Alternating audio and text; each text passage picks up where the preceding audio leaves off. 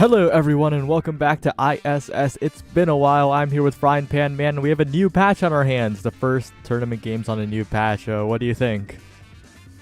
Yeah, I mean that's I've played a lot of fighting games where that's happened too, where you like go into a tournament and then the devs drop a patch right before. I've looked through the changes. There's quite a few interesting ones. A lot of gears getting changed around. A lot of I would say KO-centric awakenings, especially being brought in. So I'm excited to see if we're going to be seeing more deaths today. But ISS finale starting now. Nothing you can do about it except to watch us bring you into these games here. Yeah, and these two teams, the Fuelheads and Moon Warlords, a lot of familiar names, especially if you follow the collegiate end of things. And a jump scare of an awakening will poke out at you right now. It's Orb Replicator as one of the starting awakenings, but it's Orb Replicator with no other orbs. I don't expect many people taking that one. It's such a weird choice. I mean, you have to like deliberately give up on a lot of other good awakenings to take it, and they did buff it to try and like make it more useful. So I guess if you're playing more like a supporting midfielder role, there's a decent pick there, or especially goalie. 'Cause goalie's going to take a ton of orbs, but still, I don't see it being super common here, and you can already see only Nikki Manalin picking it up. Yeah, and of course on Kazan, a character that really doesn't like extra special, so pretty understandable here. And taking a look at how these teams got here, polar opposites, the Moon Warlords, a very, very dominant qualification in Week 1 of ISS. On the other hand, Fuelheads all the way in Week 4, and Weston, a bit of an awkward own barrier there, does mean that the Fuelheads are off to the races early. Still though, Weston is going to be holding it down, putting in some damage on up and down here, going to be possibly useful later down the line, but that doesn't mean equal equations isn't holding it with Zenith, although with both barriers down, goals are open. Either team's going to have to find an opening here to bring it home. Oh, and Liv almost finds it there. Weston now in a strike war situation with up and down, but up and down doesn't commit forwards at all. Tries to fake out Weston a little bit. Doesn't work out in the end, and now this Juno, we're taking over to overtime, and that red core speed is still intact on the Juno character. One more second now. If Weston can get out of the corner, that will be huge as Equal Equations flips it away. But Liv and Weston, they're stacked on top of each other. They can't make the save. That's a quick goal for the Fuelheads. So far, feeling like Moon Warlords playing a bit back here position-wise, trying to sort of get a bit of that double midfielder defense going and then find an opportunity to move up. On the other hand, Fuelheads definitely just playing the more classic, keeping up and down there, doing the brawler forward deal, and then using Zenith and Equal Equations to try and move it up instead. Yeah, it's been quite effective. Equal Equations on the eject Aimi, a goalie that's been seen as weak on the previous patch. Maybe it's time for a return here. But Weston on that strike shot melee goalie continuing to walk up, keep finding the pressure along with the Juno. And Nikki's brought low here. Still surviving though is the Kazan. Although definitely not for long. Maybe that won't matter here. LYMV coming up with the flip, gonna try to score, although not really finding an opportunity here. And as I say that, a beautiful core flip is gonna lead to a death and a quick score there. Yeah, very, very clean from Limv at the top side, taking out Zenith in the process as well to equalize some of the energy. And now Nikki, if Nikki's allowed to survive, that is huge for the Moon Warlords, right? Kazan, of course, a very fragile character, but this Aimi's going to have a hard time dealing with the very, very slippery core control brawler. Honestly, it's going to be a fear throughout the entire game. Not only is Kazan quite a glass cannon, but with a lot of damage-oriented awakenings coming in this patch, such as Stinger, you're going to have to be really careful when it comes to Awakening Draft later on if you want to keep Kazan around. Yeah, that's definitely the concern here. Bottom barrier take quickly for up and down. A barrage attempted from Zenith, but they're not finding it out of the corner just yet. Up and down comboed off the edge, and Moon Warlord showing why they qualified in Week 1. Equal Equations interrupting for the moment, but the Slimes are a little overwhelming, forcing out the flip, and Equal Equations in a tough spot. Zenith has to help out as well, and that's so many cooldowns burned, but Equal, good read on the clear as well, finds the angle away from Nikki, and Fuelheads recover, take a barrier of their own. A great willingness to pass there from Equal Equations, relying on the full team synergy, not just their own IME abilities to really keep that core out there. Although, speaking of teammates up and down, definitely been taking some damage, already KO'd twice, although does it matter? Zenith already in position, beautiful goal there. Weston not having any abilities on hand, it seems, to prevent that one.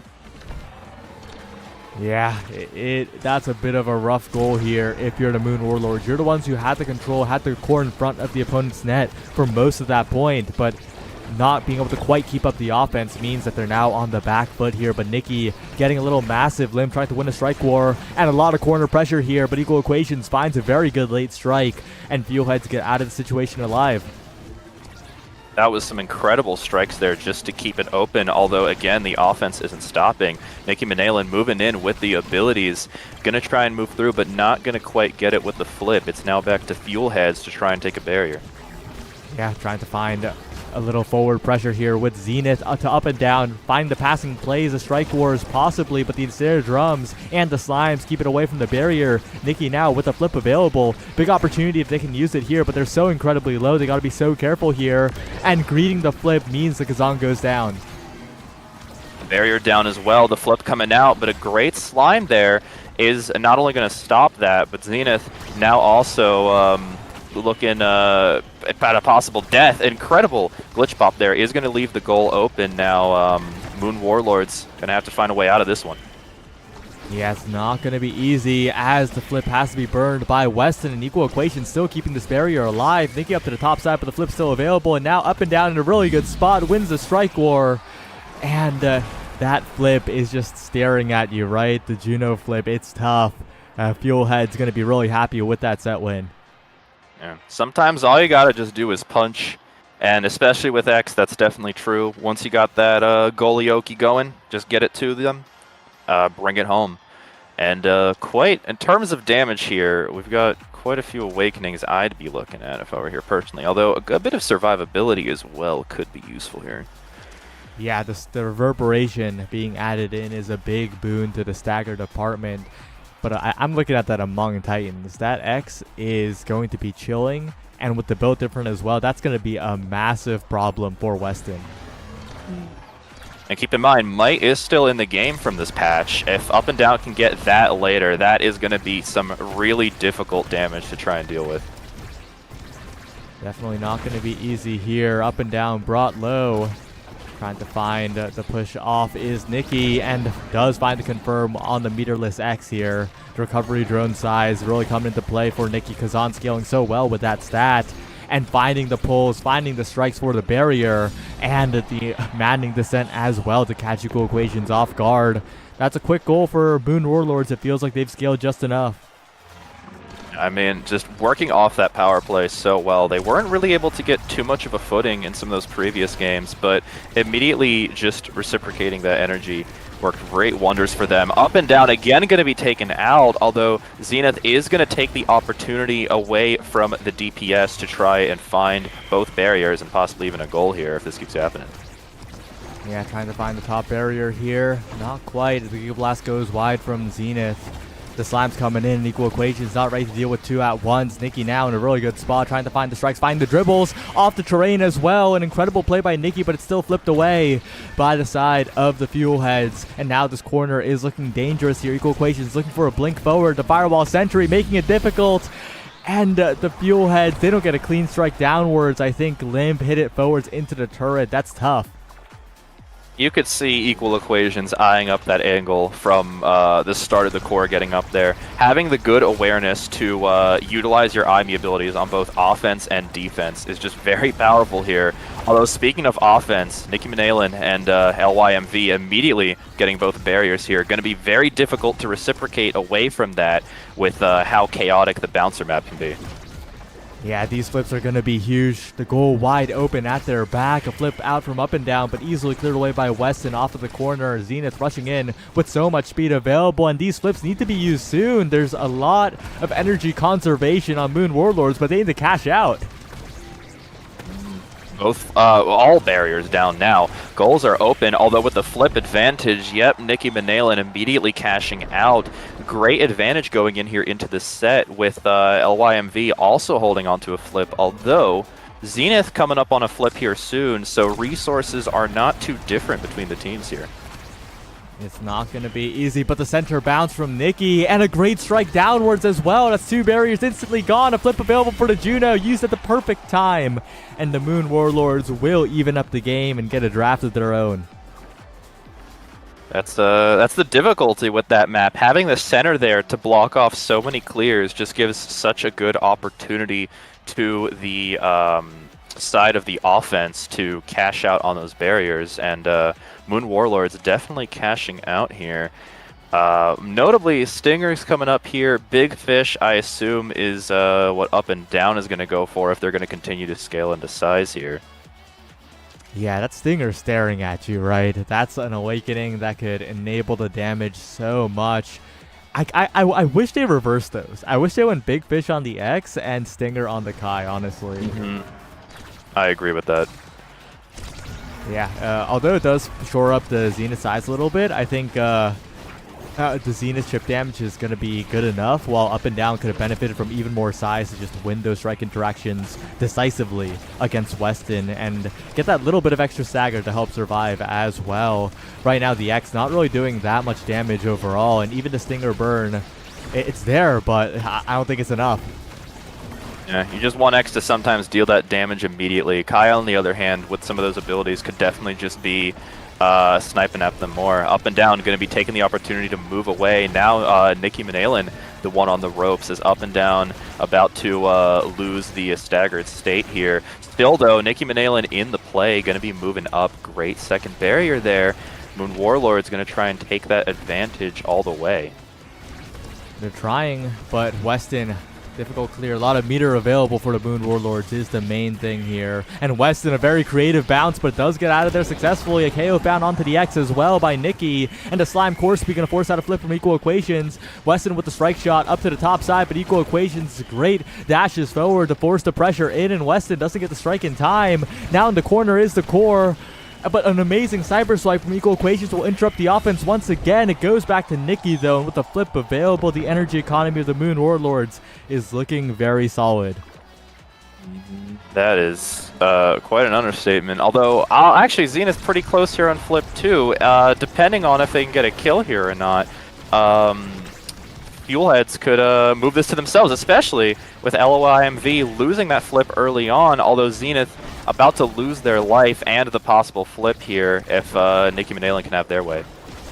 Oh, but that Slime is devious, catches Equal Equations there, and now it's a big opportunity for these Slimes to continue putting on the scoring pressure. Nikki now going for a KO, finds Zenith and Limp with the dribbles on the top side. The Slime on the rebound will secure the goal. Very, very well played.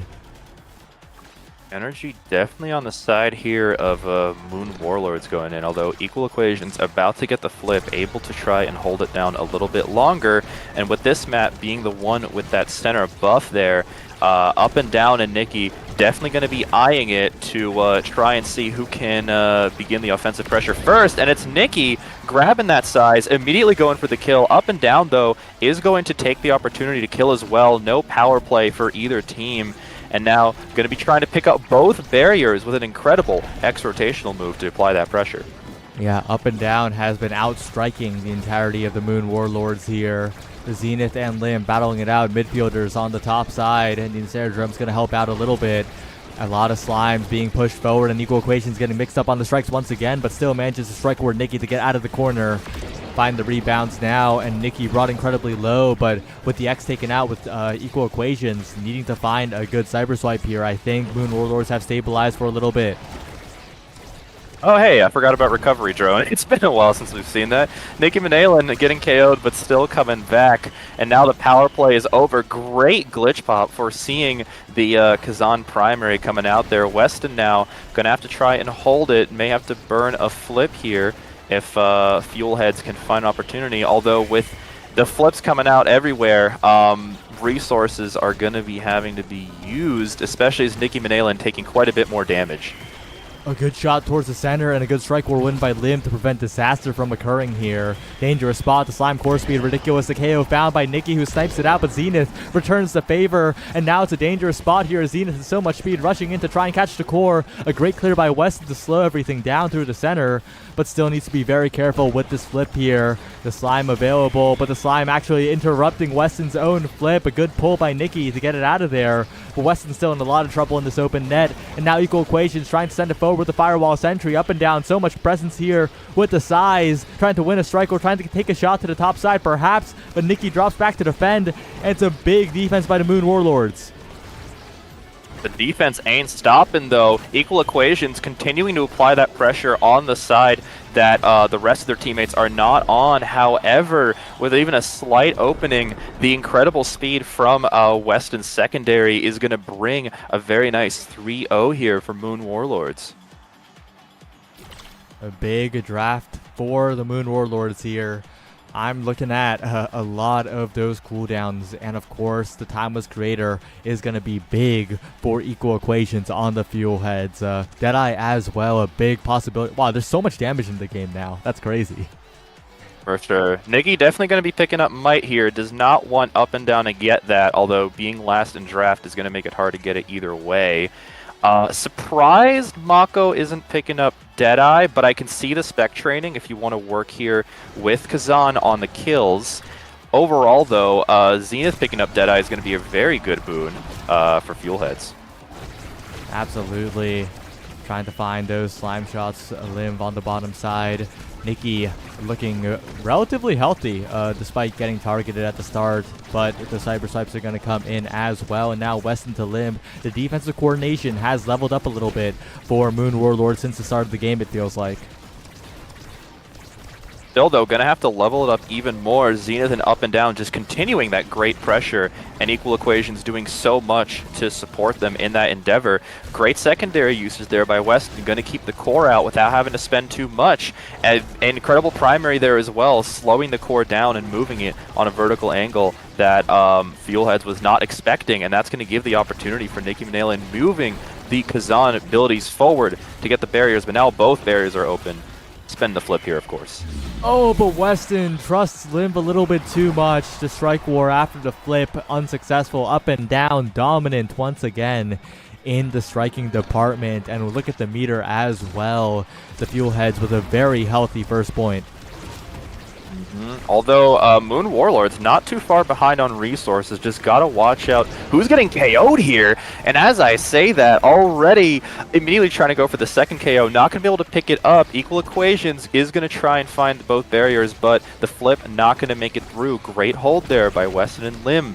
Up and down is going to try and support, but is already looking very low, and that may lead to another kill here in just a moment. Yeah, that's definitely a possibility here. Dangerous spot for up and down to be in. Almost KO'd. Nikki chasing forward, but the healing coming in just in time. But that's a barrier take with the Ensnared Drums. Dangerous spot as Nikki presses the point to the top corner, and Moon Warlords 2 points away. Weston, great usage of Mako ult there to not only keep the core stuck, but to give a great opportunity for Nikki to perform more of that Kazan offensive. And Limb, great use there of the central stage hazard there to bring an initial first barrier immediately for Moon Warlords. Looking for a big opportunity in the corner is up and down. A lot of damage onto Limb. Juno, of course, a little less tankier than before here. Big opportunity to put on the damage, but it's up and down who ends up getting bullied by the combination of the Juno and the Mako. And now as the core drifts to the top side, it is the X who is taken out first.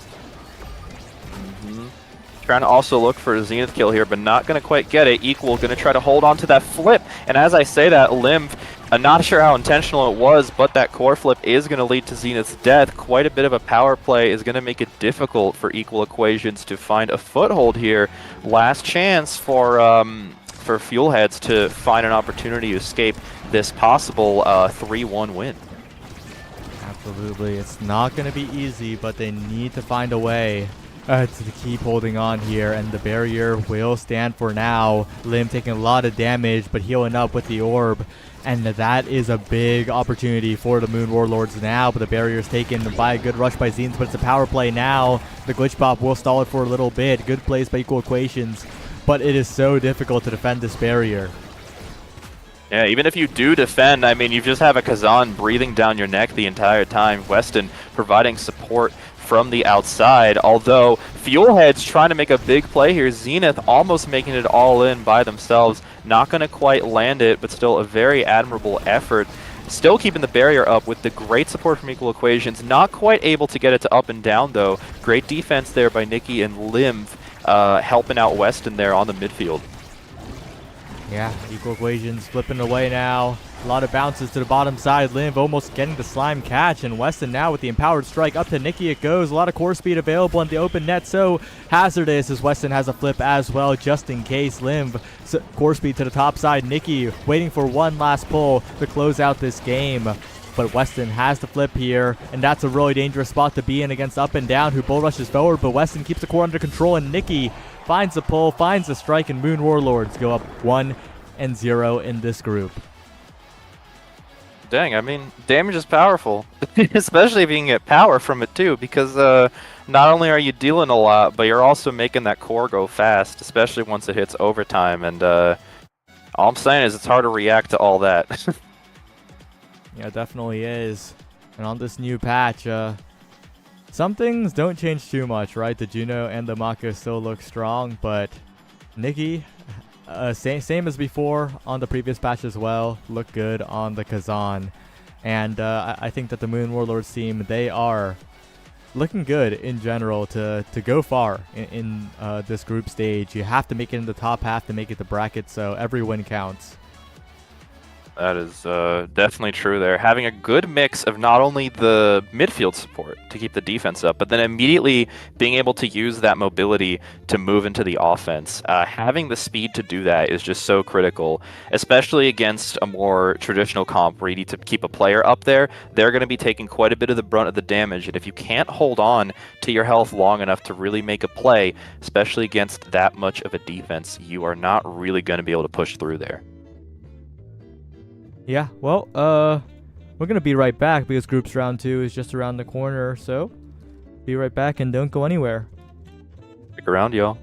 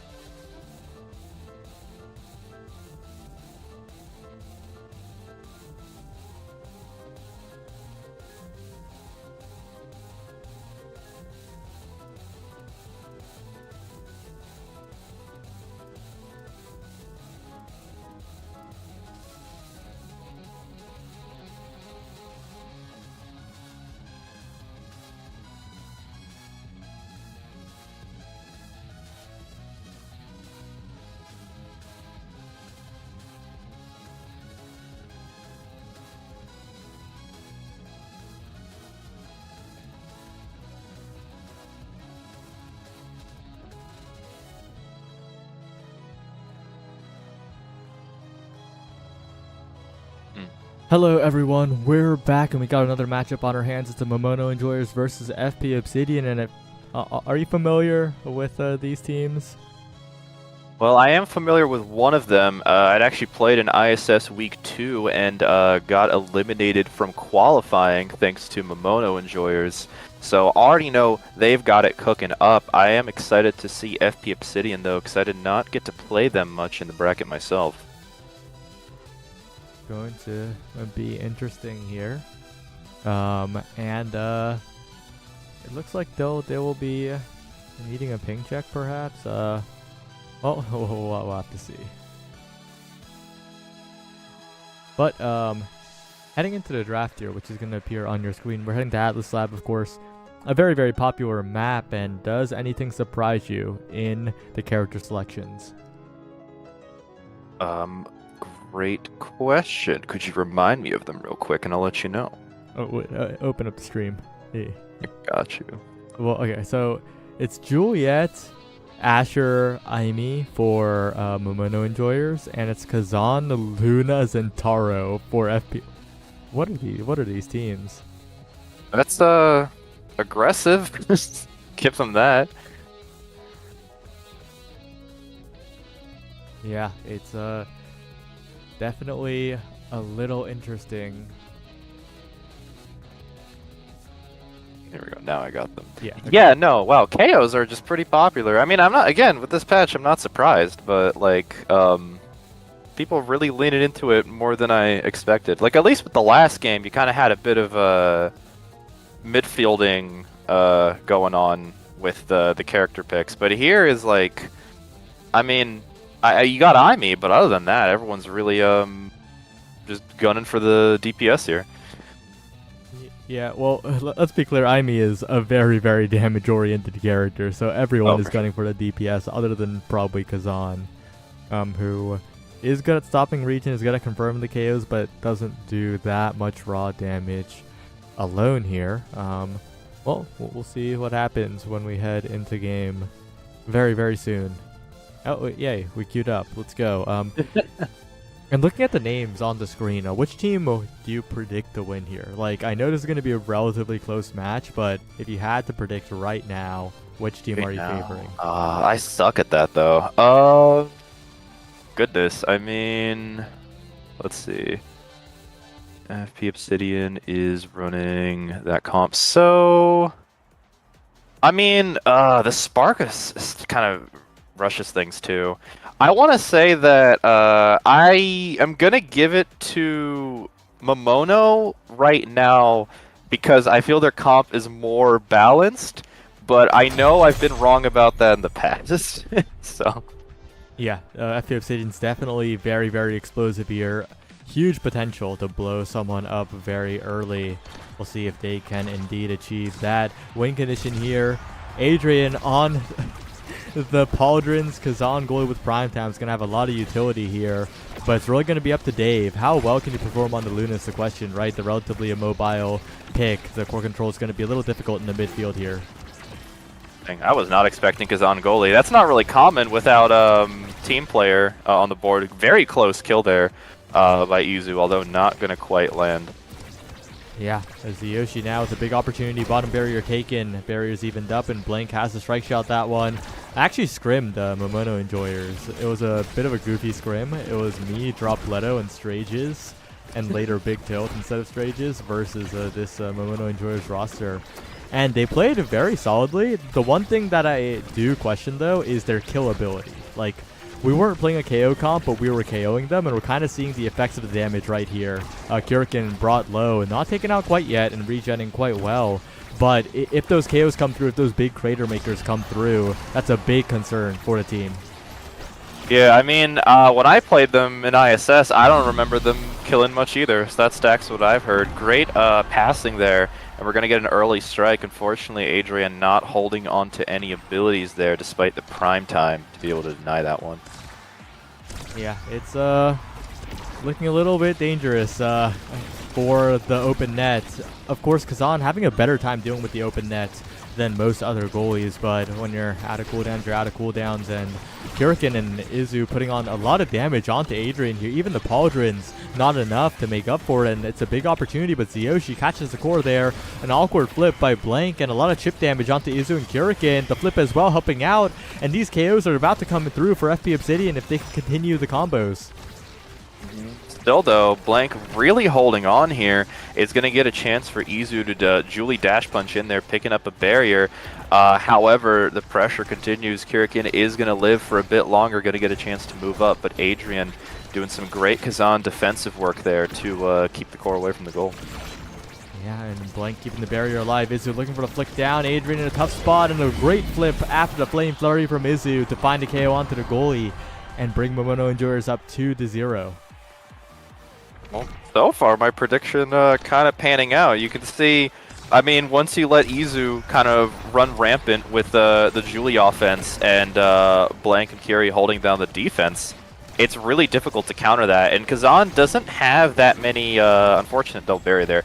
Kazan doesn't have too many abilities to really deal with so many close-up situations that Julie can force you into here. I think Adrian going to have a difficult time, especially if Izu scales moving forward. Yeah, Kazan's all about preventing those up-close situations from happening before they happen, right? Using the range of the hook to pull the core away in advance, but look at the damage coming out. Zyoshi getting it done. Izu with the dribbling plays, and Dave can't keep up, though. Big opportunity for Izu here. Dash punch as well, goes wide, but look at Izu winning every single strike war against two people at once.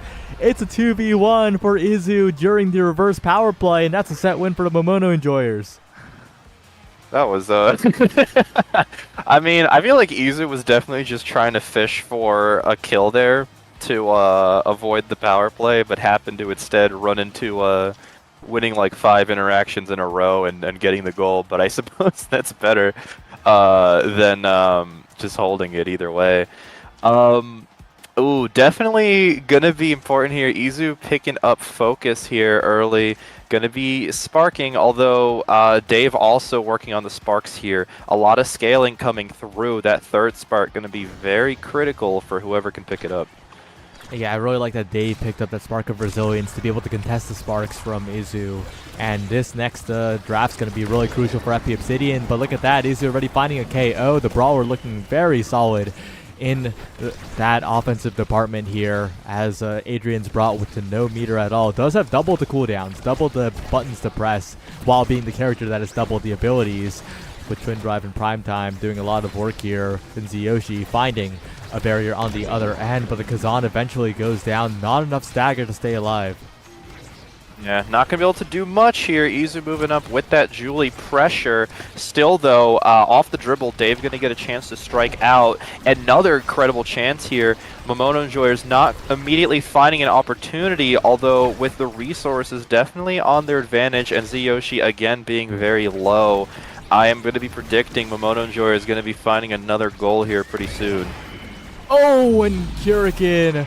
That was a really awkward point for Momono Enjoyers, but well deserved. Adrian not quite finding the pull away, and the KO crucial as well. And this Zentaro versus Asher goalie matchup is looking so rough for Zyoshi, right? I think Kirikin in the past actually experienced the matchup as well, being tough back when they were playing it on Taiko Temple, but you really can't go in forwards versus the Asher goalie because the barrier beam will just nullify all of Zentaro's abilities and will take way too much chip damage like Zyoshi is taking right now and being taken out. Although Izu starting to look low as well, might be the break that FP Obsidian is looking for. Gonna spend the flip, not gonna pick up anything, but with Zyoshi being back here, definitely just gonna be hunting for a kill if they can get it, as well as that barrier going down. Gonna give a nice little advantage here. FP Obsidian looking for what they can take here. Incredible defensive opportunities from Adrian, keeping that core away from both Izu and Kirikin. Almost goal there, but not quite. Yeah, not quite, and Blank still holds on. That's a quick KO onto Izu, though. Big opportunity for Adrian with the flip available, but inside the firewall sentry, and a good save away by Blank, but Dave will dash forwards as the Luna find the goal and bring a point to FP Obsidian. Great positioning by Dave to see Adrian move up there for the flip and hold that backward position, because you know Luna has the clearance to move forward quickly on the offense if need be, and Dave covering that helped support the flip earlier and really confirm that goal, so very good usage of abilities there. But Tsuyoshi brought incredibly low here. It's an open net. They got to score now before it gets out of control. And a double barrier on the other side. The Crater sends it backwards. And that is disaster for FP Obsidian as the Momono Enjoyers find some calm dribbles forward. Dave now with a big opportunity, perhaps. Maybe a dash forward could do the trick, but a barrier beam says no. Kurikan putting it forwards, but a flip by Blank will take out Tsuyoshi. And Izu sends it around the hook from Adrian. Perfect placement by the Brawler Momono Enjoyers once again. So far, on top of the Momono comp being much more balanced, I feel that Adrian is starting to really extend forward a lot more, and we've seen some really good plays come about that, but the issue is that you're taking quite a risk doing that. If you're just out of position even slightly, you lose the core, Sad Boy's angle by the way, you're now going to be in a position where you just lose one or even both barriers because you're just not able to do much. Kurikan, though, looking low here. FP Obsidian definitely going to want to take advantage of that if they are going to look for a goal here. Yeah, if they can find the KO quickly. Tsuyoshi find the combo in and stealing the goalie orb for good measure. Now Dave replicating the dribbles that Izu did on the other end, but Blank looking solid on the defense here. Adrian goes for a dribble instead of the shot, and that's an opportunity wasted, but a good topspin will force out the recovery drone, and Adrian will find redemption for that earlier miss. I feel like this could work, but you really got to pick your times. Adrian definitely going to be under a bit of pressure to keep up the defense and also find those opportunities to move up. Although, again, Dave doing really good work to play that slightly backward position, although a little too far back into the grave. Dave has gone. Great flip there, going to pick up a barrier, although immediately not leading to 2 as I thought it would. Unfortunate glitch pop there. That is going to give FP Obsidian a bit of an edge here. Yeah, big opportunity for FP Obsidian as Tsuyoshi goes in. The health bars are low, and the barrier is going to slowly drift forwards. Tsuyoshi now in a dangerous spot. Dash punched away, a power play for Izu, but Dave finds the strike first, and now Adrian has a free play here. Oh, but flips way too close to the wall, and that's not going to be a possible goal. Well defended by Blank.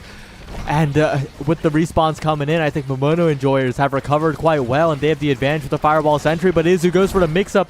But if you just shot to the bottom side, that would have been a goal, but the punch will secure it in the end. And Momono Enjoyers get out of this set alive. It was almost an FP Obsidian comeback here. I had the chance for a clear there, but unfortunately it got sent right back into Izu, who ended up getting the last strike there. Good thing for FP Obsidian, they are going to be able to deny the triple spark here, since Dave is placed ahead of Izu. A much needed break here, although I don't know what the Deadeye. Well, I guess you want to deny Deadeye, but it's definitely not a deny. Yeah, Dave is definitely just taking the spark here, so that's a little bit strange. You'd do a lot better. I guess maybe I would consider perfect form on Asher or even Orb Rep, but maybe they wanted to hold perfect form for Kurikan here. Yeah, very, very interesting pick coming out from Blank in that spot. And Dave's going to be sitting pretty with all of that speed built up from the Sparks. Completely different character from the previous set, and of course a lot more damage to boot. But Izu has the Adrenaline Rush, right? That can really just change the game as a Juliet. If you find a good dash punch, you can convert that into the entire point. I mean, the thing too is Blank is like, you know, it's going to be hard to keep both barriers alive, but as Asher, you only really need the one barrier because you can hold it so well, especially compared to Kazan goalie. And once you're in situations like this, that just gives a much bigger advantage to the comp that Momono is going on. Yeah, Izu with the dribble top side. Dave sending it forwards once again, and a good Oni's blade by Tsuyoshi, but the pass splitter will interrupt it all. A lot of damage onto Tsuyoshi now. One Cyber Sub will do it, and that's Izu with the dash punch, with the Adrenaline Rush proc there. Will go wide, but the offense continues. The Juliet is so fast right now, and there's not much damage back either. Dave making great use of the abilities. Blank, unfortunately, not going to save that barrier. Continuing the offense, Yoshi is back, looking for an opportunity, but is going to be fighting a bit alone here. Not going to get a chance to pass. Great use of the hook there, and the primary, both primaries. Adrian is going to keep it away. Blank now having to use a flip as Adrian once again now has to deal with the likes of the Juliet. Yeah, it's looking difficult on the defense for Adrian, but Casher is holding on here. A good strike by Blank away from the Luna dash, but it's getting even more dangerous in this open net for the melee goalie.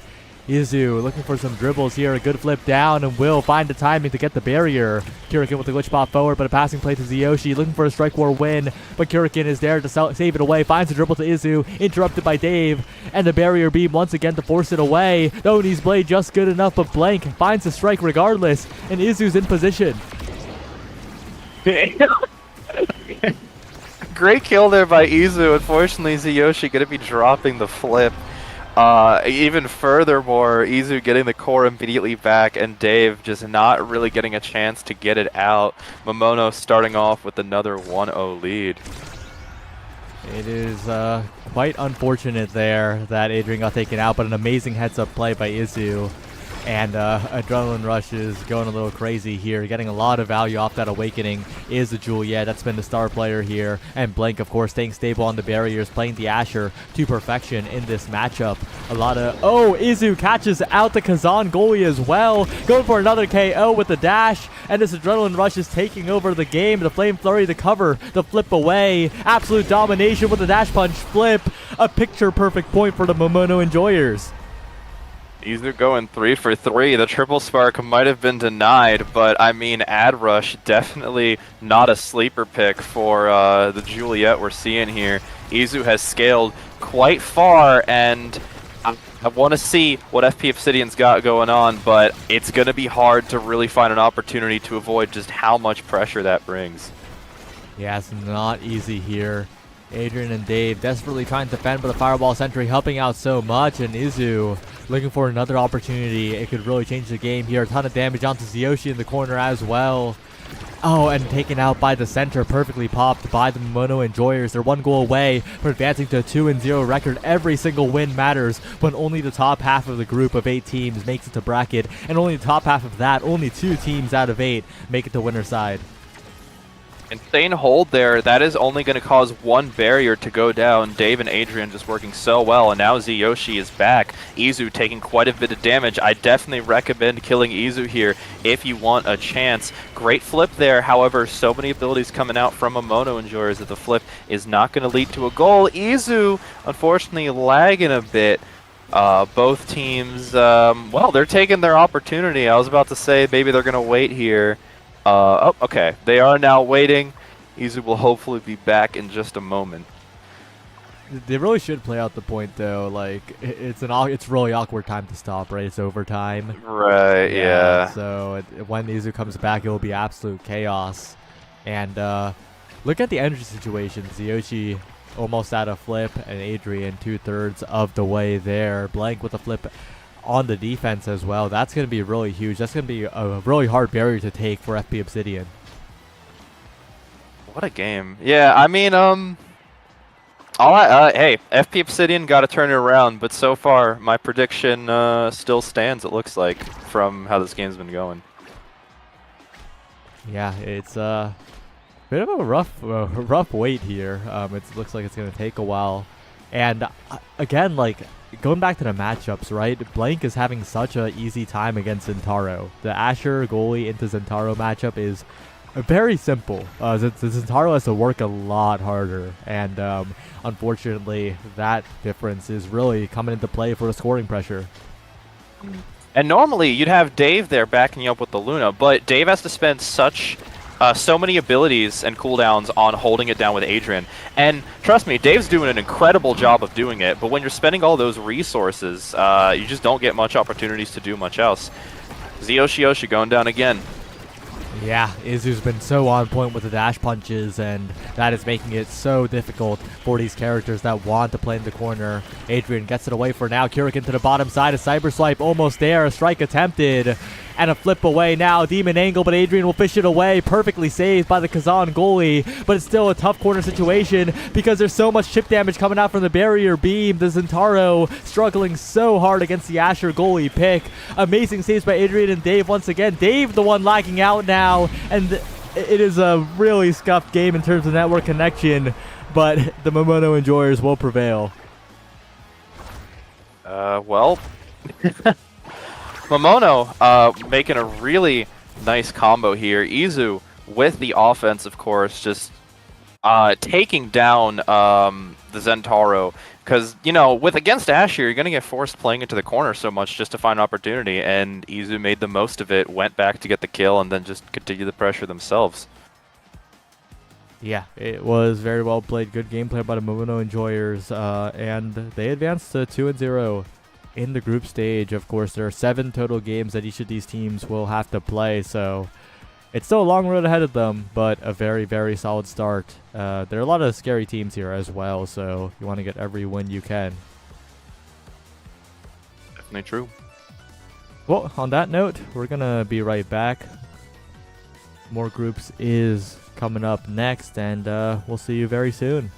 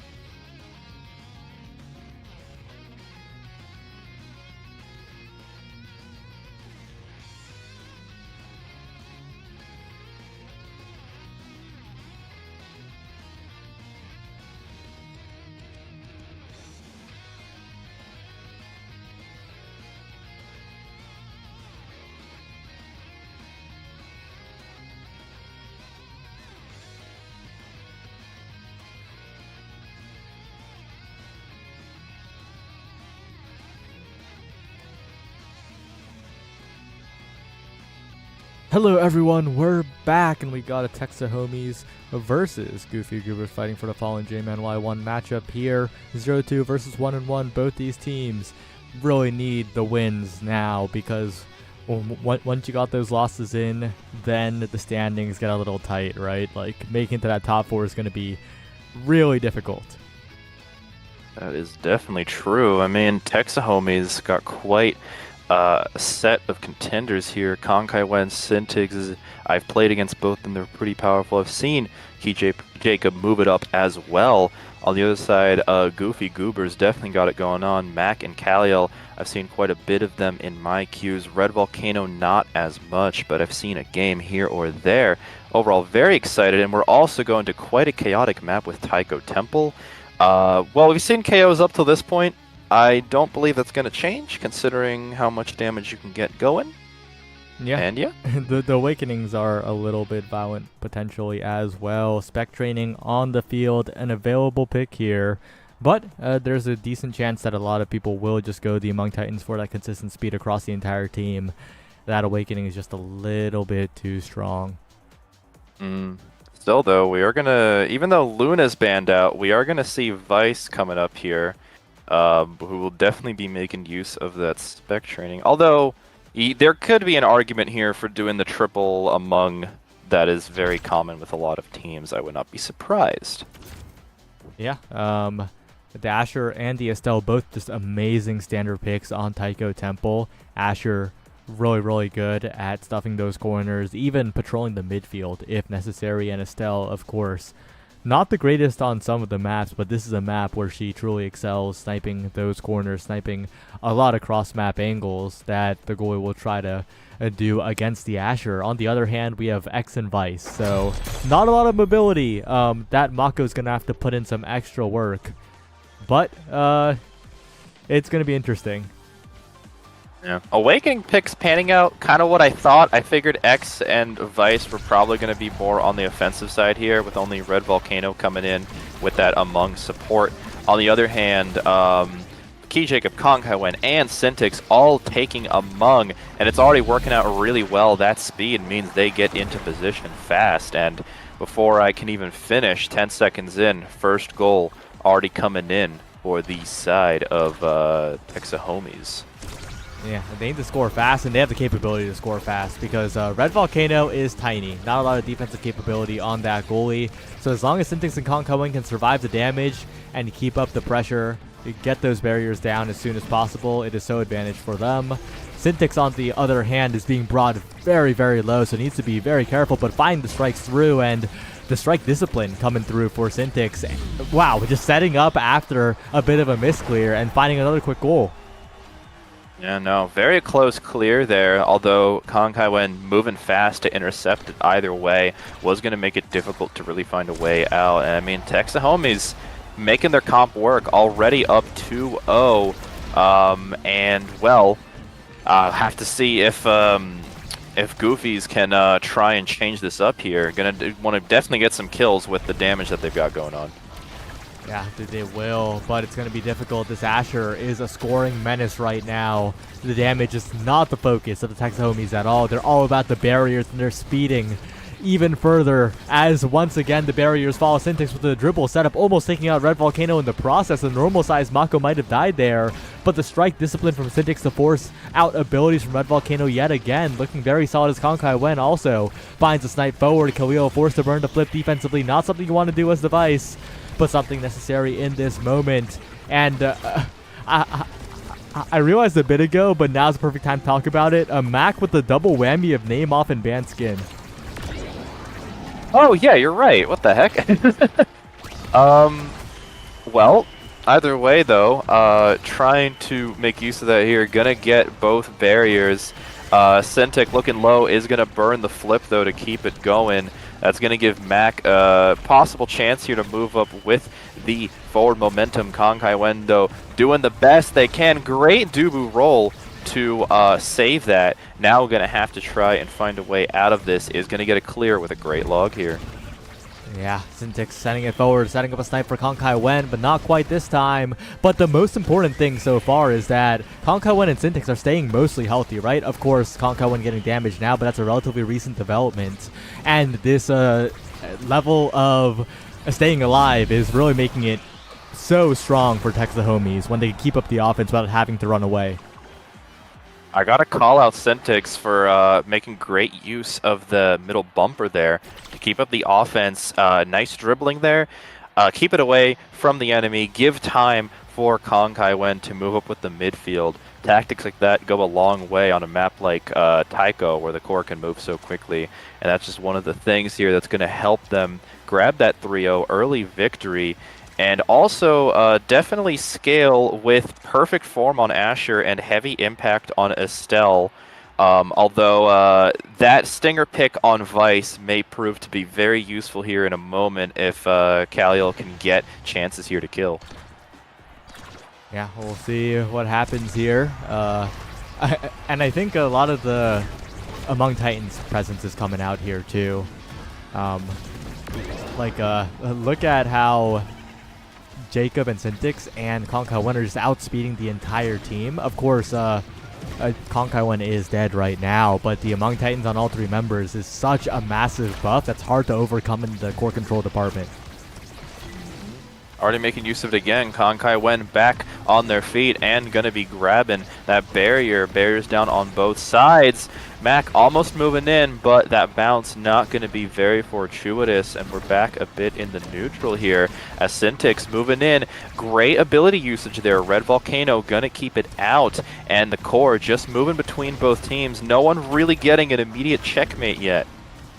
Yeah, that's a flip available for Mac here. Syntix, though, just forcing Red Volcano away, and Jacob pushing forwards. Really good play by the goalie of Texas homies to keep the offense forward even as the midfielder falls. Jacob's got to be careful here, but there's no mobility on Mac. This X can't keep up with the core. Yeah, it's difficult because it kind of feels like Mac has to sometimes move back to help with that defense, but then doesn't have the speed to move immediately on the offense. So a lot of the time when the core gets back up there, Jacob just immediately getting a clear back out to Konkai Wen. Yeah, looking good for the Texas homies. One barrier does go down. A good snipe by Khalil, and a lot of damage being put onto Syntix. Wait a second. The Supernova creating a big opportunity for the Goofy Goobers here. And immediately, Kaliel going to be utilizing that. Not going to get the flip there, but still, barriers down on both sides. And the kill here, using the power play. Great wall there. Jacob going to be trying to stall out until the power play ends. But still, it's Mac and Kaliel's chance to try and make the big play here. Definitely going to want that. Really good passes, but Jacob does have the flip available, meaning that that play is over. Yeah, and now Syntix is back and healthy, and the Asher are going to threaten the top side of the net if Konkai Wen can get a passing play through. Syntix in position, finds the dribble forward. Maybe a little too much dribbling there, I think, to let Red Volcano make an easy save, and the dash a little bit early, but still good pressure coming out from Syntix around everyone. Konkai Wen, a great shot, and Syntix finds a strike before Red Volcano is ready, before Mac can converge on the core. Really, really good from the Texas homies. They're looking unstoppable because, again, really good choice on the starting awakenings. Speed is king sometimes, and granted, glad to see that to some extent. We've been seeing a lot of KOs so far, although that isn't stopping. Kaliel going to be threatening enough for Kong to lose the flip. That's going to put Estelle in quite a bit of a predicament. Going to be taking the path around town here as Konkai Wen is out yet again. Still, though, you're going to want to actually get something more here with the power play. Going to try to go for the side clear. Not going to get it. Great use of the dash there. Syntix predicted that and is going to bring the goal open here. Again, Texas homies coming in with a great advantage. Yeah, they're looking to find the goal very quickly here. Syntix still staying healthy despite all the damage output. Konkai Wen with the Crystal Thorns. Khalil makes the save it again and again, but the pressure only continues and not enough chip damage on Konkai Wen. The midfielder still staying in the play. Now Mac going for dribbles here. Not quite enough as Syntix, the one brought low, the KO found, but Jacob and Konkai Wen have held these before.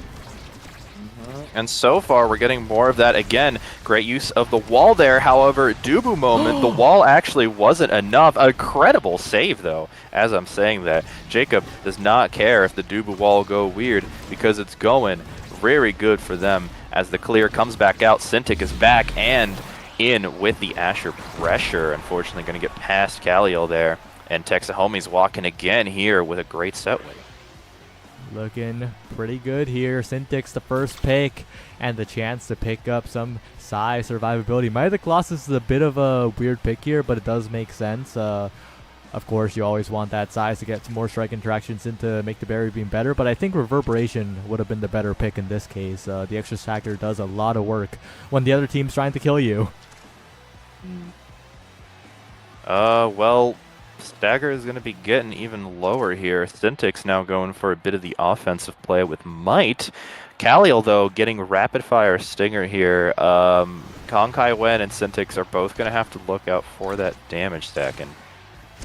Yeah, and Konkai went with the dash range, though. Chrono Boost is back after its departure. I think people are happy that it's gone and sad that it's back, but that won't do anything in the KO on Konkai Wen here as the damage Adrenaline Rush comes through. And the Adrenaline Rush is the big difference maker, right? It gives the X mobility when previously Mac had none. So that is something that the Texahomies need to be very, very careful of to make sure they don't fall and to make sure they don't give that Adrenaline Rush proc. Oh my god, I keep forgetting who the X is for a minute. The skin and the name off is throwing me off. Either way, though, great kills from whoever that might be. As Mac moves in. Well, the X scaling, I suppose, has started, and with Prize Fighter and Ad Rush, Prize Fighter filled up now, you're going to definitely want to try and take that X out sooner than later if you get the chance, although great double barrier there from Konkai Wen. Yeah, the sniper there finding the shot, and now a passing play perfectly lined up between Syntix and Konkai Wen, mixing up Red Volcano, reading the goalie like a book as the Ensnare Drums goes to the Asher, while the pass had already gone down to the Estelle. The Texahomies, they are very familiar with the core control game, and they're showing that they can take over. Immediate first barrier here, although Konkai Wen looking pretty low on the energy, tries to hold the Mako secondary there, but that is a very dangerous game to play, and unfortunately Red Volcano is going to lose it. Damage here means Syntix going to have to be careful about applying that pressure, is going to try and get a kill here, but instead is going to be killed themselves. Jacob moving back to get the clear. Unfortunately, Mac is a little too alone to really get a full barrier, but still great strike wars there. Going to try and move it through, along with the support from Kaliel and the damage. Konkai Wen looking low, and the ult's coming out. Everyone's taking damage here on Taiko Temple. Yeah, Syntix about to go down. That's the Adrenaline Rush proc. Jacob's got to be really careful here. Konkai Wen, a big chance to turn this game around, but no, the Ensnare Drums will shut that off. And now a bit of a lead here in this set for the Goofy Goobers. The question is, can they convert? Because they are so dependent on finding a KO to do anything, and that is not a sure thing. Not at all, but I mean, hey, if they've done it twice, just have to do it a third time, and then depending on what awakenings you get here, the scaling can be massive. Syntix going to be the target here. No energy and already half down. Mac going to be looking for that, as well as Kaliel in just a moment, I believe. But while that's happening, already Goofy Goobers moving in for that offensive play. Konkai Wen caught in between a rock and a hard place, or a Vice and a Vice ult and a Mako primary. Going to be looking really low, losing out on the flip. Syntix moving up, but is going to get hit away by the Mako primary. Great defensive usage there from Red Volcano. And as we see there, Konkai Wen and Syntix both getting taken out. The X is too much. Wait, 3 seconds on the respawn. The passing play interrupted by the Sunburst, so Konkai Wen, big opportunity now. I think that Goofy Goobers played it a little bit too slowly, and now it's a huge opportunity for the Texahomies if they get control of the core. Syntix with the pass splitter, looking good so far. They just need one passing play. Oh, yep, you moved a little too far there. Your barrier got taken, and, well, Texahomies held on long enough to make the most of it. It has not completely flipped the momentum just yet. Gonna have to do a bit more to bring it to that third game. Or fourth game. Yeah, Konkai Wen's got to be careful, though. That edge is looking very close, and you got to walk away from the X here. Good block by Jacob to make sure the Estelle doesn't go down. But Konkai Wen is still incredibly low. There's the flip. Got to be careful now. But an own goal coming out from Mac. A bit of karma for the name off and ban skin as Texahomies get a much-needed win. What the heck was that game? Yeah, I mean, about as aggressive as what we've seen before, but with a bit of a twist. The less aggressive comp winning out in the end, just due to having that speed and core control, and a couple of unfortunate situations on the side of Goofy Goobers. Yeah, and very well navigated by Texahomies. I think if they could patch up their kill ability, especially when the drone rush happened, this would have been a very confident sweep. But even then, they played those disadvantage situations so well. I'm really impressed by the Texahomies. I'm surprised they're 0-2 right now, and I think they have a good chance to still climb their way back up the bracket. Maybe Taco's just their map. I mean, we'll have to see. They won't have the advantage of it next time if that's the case, but if they can make the most of it, we'll be seeing more of them later on. Yeah, but later on is in just a little bit. We'll be right back for Groups Round 4. Don't go anywhere, and see you soon.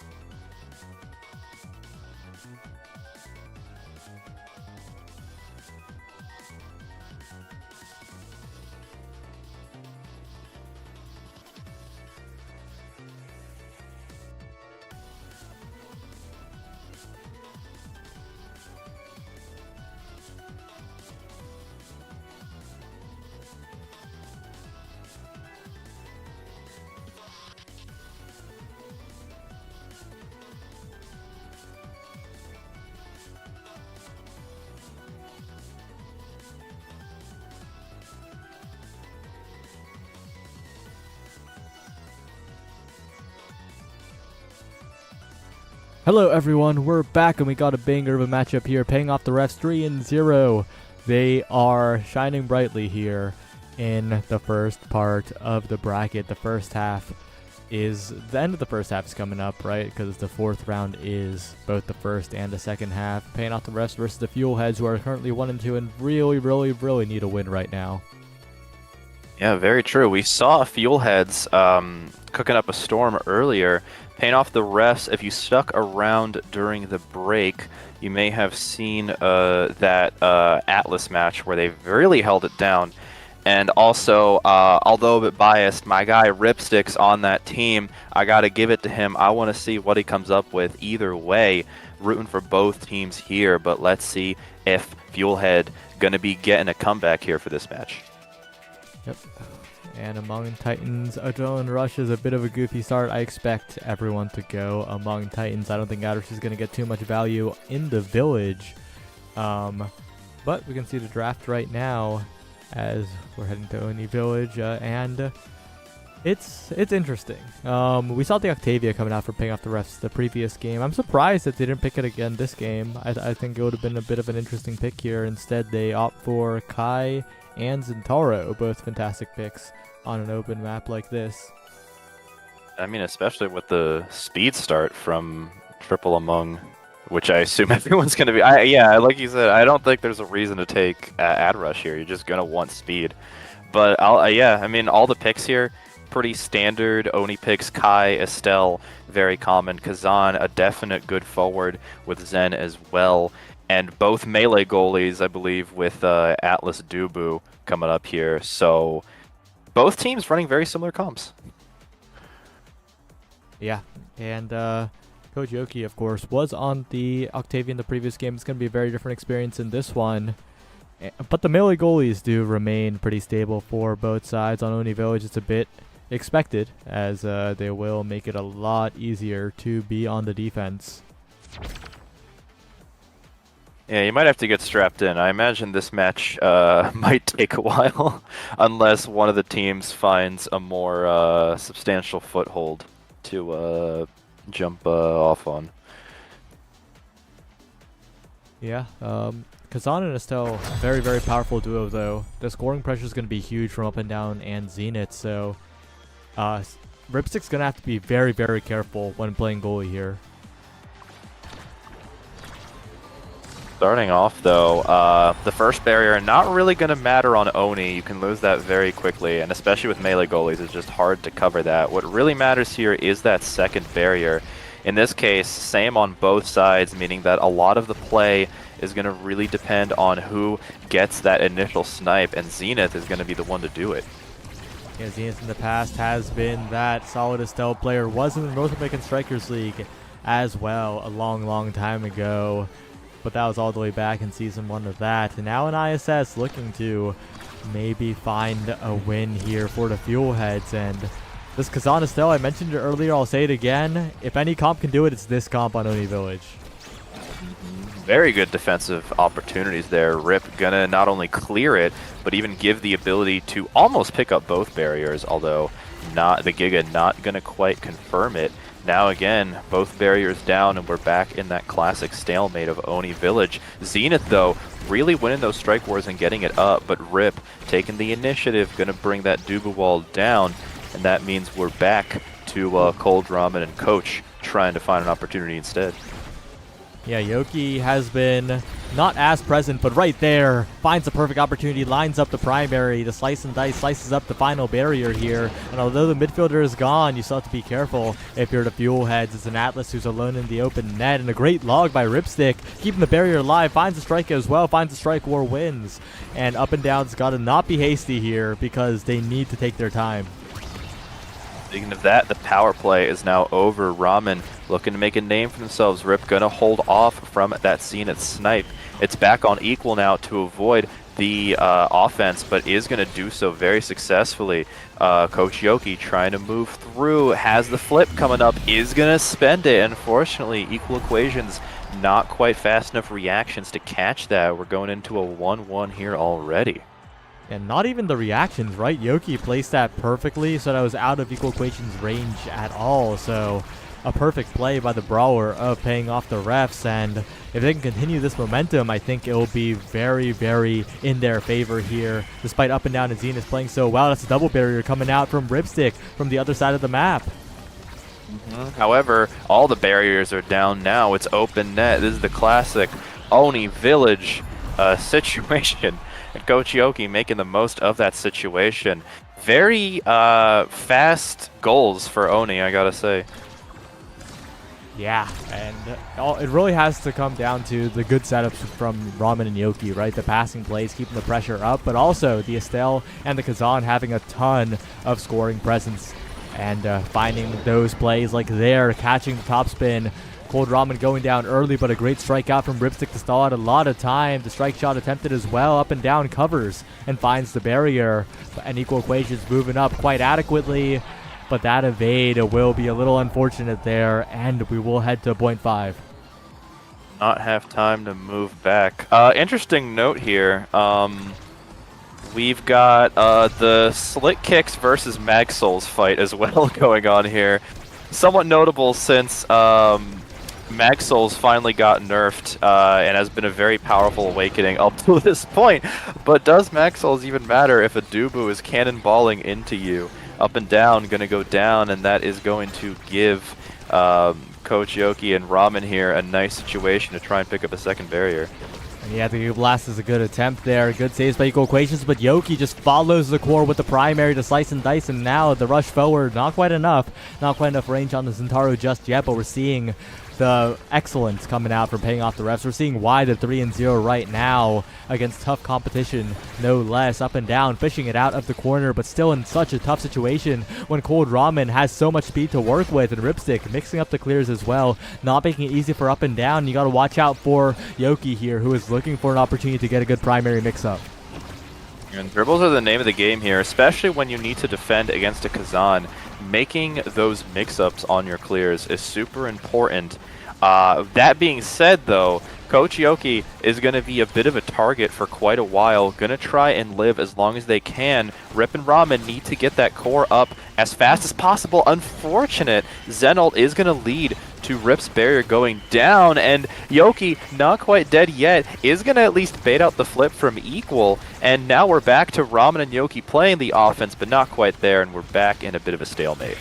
Now Ripstick's in a really bad spot here. Zenith and Up and Down just need one passing play. An amazing roll in Cold Ramen with a strike afterwards to get out of there alive. Up and Down, blocked by the log. A crucial primary from Ripstick here. Equal equation trying to send it through. Ramen with the flip, but deflected away by Up and Down. And now Ripstick once again in such a tough situation, still making the saves. And Ramen with the Giga Blast attempted a little bit too hasty. Yoki burning the passive strike as well. And Zenith and Up and Down, they have so many chances here. The hardest thing, especially on this map for the melee goalies, is that once the barriers are all gone and your goal is open, you have to do quite a lot of work just to defend there. Ramen, though, moving in immediately, amazing barrage there. And again, equal equations and Ripstick are doing so much just to hold on, but one single moment can make the difference, and we see that here as we now go for the advantage of paying off the refs. Yeah, it's a very interesting draft that's on our hands here. Stagger Swagger is going to be a big priority pickup. Glass Cannon might be seen on the Dubu, and that is indeed the case. 1-2 Punch, also a possibility on the Kazan for the course, be perfect form as well. There are just too many good awakenings on the board here. Same with the single Spark as well for some scaling later down the line. There's so many options here. I think there's some decision paralysis, but the 1-2 Punch on the Kazan is indeed taken as predicted. The Stagger Swagger is prioritized, which does drop down the perfect form for the Atlas. That's a lot of good awakenings on the fuel heads, I gotta say. No, for sure, and there's quite a lot of opportunities. I mean, Coach here getting a decent chance to scale later if the cards are right for them. And, I mean, Deadeye isn't the biggest pickup, but with how open it is, you do got to be careful of some of those Kai projectiles. However, as I say that, Cold Ramen going to be taken out of the game for a bit. Great kill by Up and Down. Yeah, Ripstick now playing aggressively. I really like this, making it difficult for Up and Down and Zenith to get a good shot on the barriers, and especially playing up gives you a lot more space like there, but with Coach Oki going down, an unforced KO there. Now Ripstick and Cold Ramen are in a lot of trouble as Zenith plays around them. Cold Ramen with the good strikes and a good clear by Ripstick through the middle, predicting Up and Down to cover the out clear. Now a big opportunity for Cold Ramen here, dribbling forward, forcing out abilities from Zenith and Equal, and a strike war on the primary as well. Coach Oki in, and that's a very clean barrier take by paying off the refs. Still, though, Core back out in the open, Up and Down moving through, but Rip, great stop there with the secondary, going to completely change the direction, force it to move somewhere else with the wall, too, going to try and apply it. Is going to have to spend the flip there. Unfortunately, taking strike shot means that Dubu not going to be fast enough to cover that, and an unfortunate timing with the log means that Zenith has a great time window to throw that flip, and that's going to get the first point over to Fuelheads. Very, very well played by Zenith. The Fuel Heads need every set they can get here for those tiebreakers, and a game win would be nice as well, of course. Aoki, though, playing so well, and Disentar doesn't even have dash range yet, and so much scaling potential with that single spark of resilience. You really got to watch out. There's an additional stagger in the pool as well, right? So it's reverberations back in the pool as well, so the stagger scaling is still online. True. Barrier's already down, Up and Down, and Zenith trying to move in for a play, but Ramen making work to dribble, not going to be quite enough. Zenith, great use of the Estelle primary there to get it through. Going to get it all the way back as Up and Down. Zenith doing great passes. Very good awareness to not only move around the Dubu wall there, but also Up and Down immediately taking advantage of that play, moving behind Ramen and just initiating that strike work. Great usage there of everyone's abilities, and that's going to give Fuelheads an immediate 2-0 lead. They're going to have to keep it here if they want a good chance. Big barrier take, Cold Ramen with the follow-up, and suddenly their chances in this particular point have shrunk quite a bit. Up and Down, and Zenith still getting the passing plays out, but the strike after the Rose Warp isn't quite there. The top barrier is still taken, but it's the first barrier, so Ripstick still sitting pretty for a moment. A great clear through the center, but Cold Ramen and Yoki, they haven't really found the offensive momentum just yet. Up and Down trying to predict the pass, but Rip's just not there yet to grab it. Great strike shot is going to take Zenith out, almost even killing Zenith with that Giga, but not quite enough. Ramen playing the strike war game is going to take some damage for it, but is applying that pressure. Still, though, as soon as they let off of Ramen on the stagger, the core moves down, and Ramen is just in perfect position to force that point through. Very, very well played there, and that is a lot of confidence for paying off the refs right there. We're down 0-2 in the set, but I think they have what it takes to reverse sweep this one and continue their lead. Right now, though, it's looking a little bit dangerous. It's Up and Down and mixing up everywhere, trying to get the press to point, the passive strike here for the closed form Kazan. And another unforced KO. Cold Ramen and Yoki have been caught near the edge by these top spins quite a bit, and that has been a lot of momentum for the Fuelheads. Having a kill ability like that just covers so much ground has been proving really useful. Coach and Ramen are going to have to be a little bit more careful moving forward. Power plays are not something you want to deal with. You can hold on, and Rip's shown that ability to hold on, but still, better to have all your players than have one of them gone. Kojoki, great coverage rush there. Flip available now, looking for the flick, and just mixes up everybody. Coach Yoki catching Zenith, not flipping. That's resources for Fuelheads for the next point, but that point, paying off the refs, will be very happy with. Ankle's broken off that Zen play, But yeah, the resources are such an advantage of fuel heads here. Having 2 flips on a map like Oni is just very powerful. And while Rip is close, they don't quite have it yet. Gonna now have to deal with that offense. The first flip being used to take the barrier. Equal still has the flip for defense, but Rip has the Dubu roll for defense.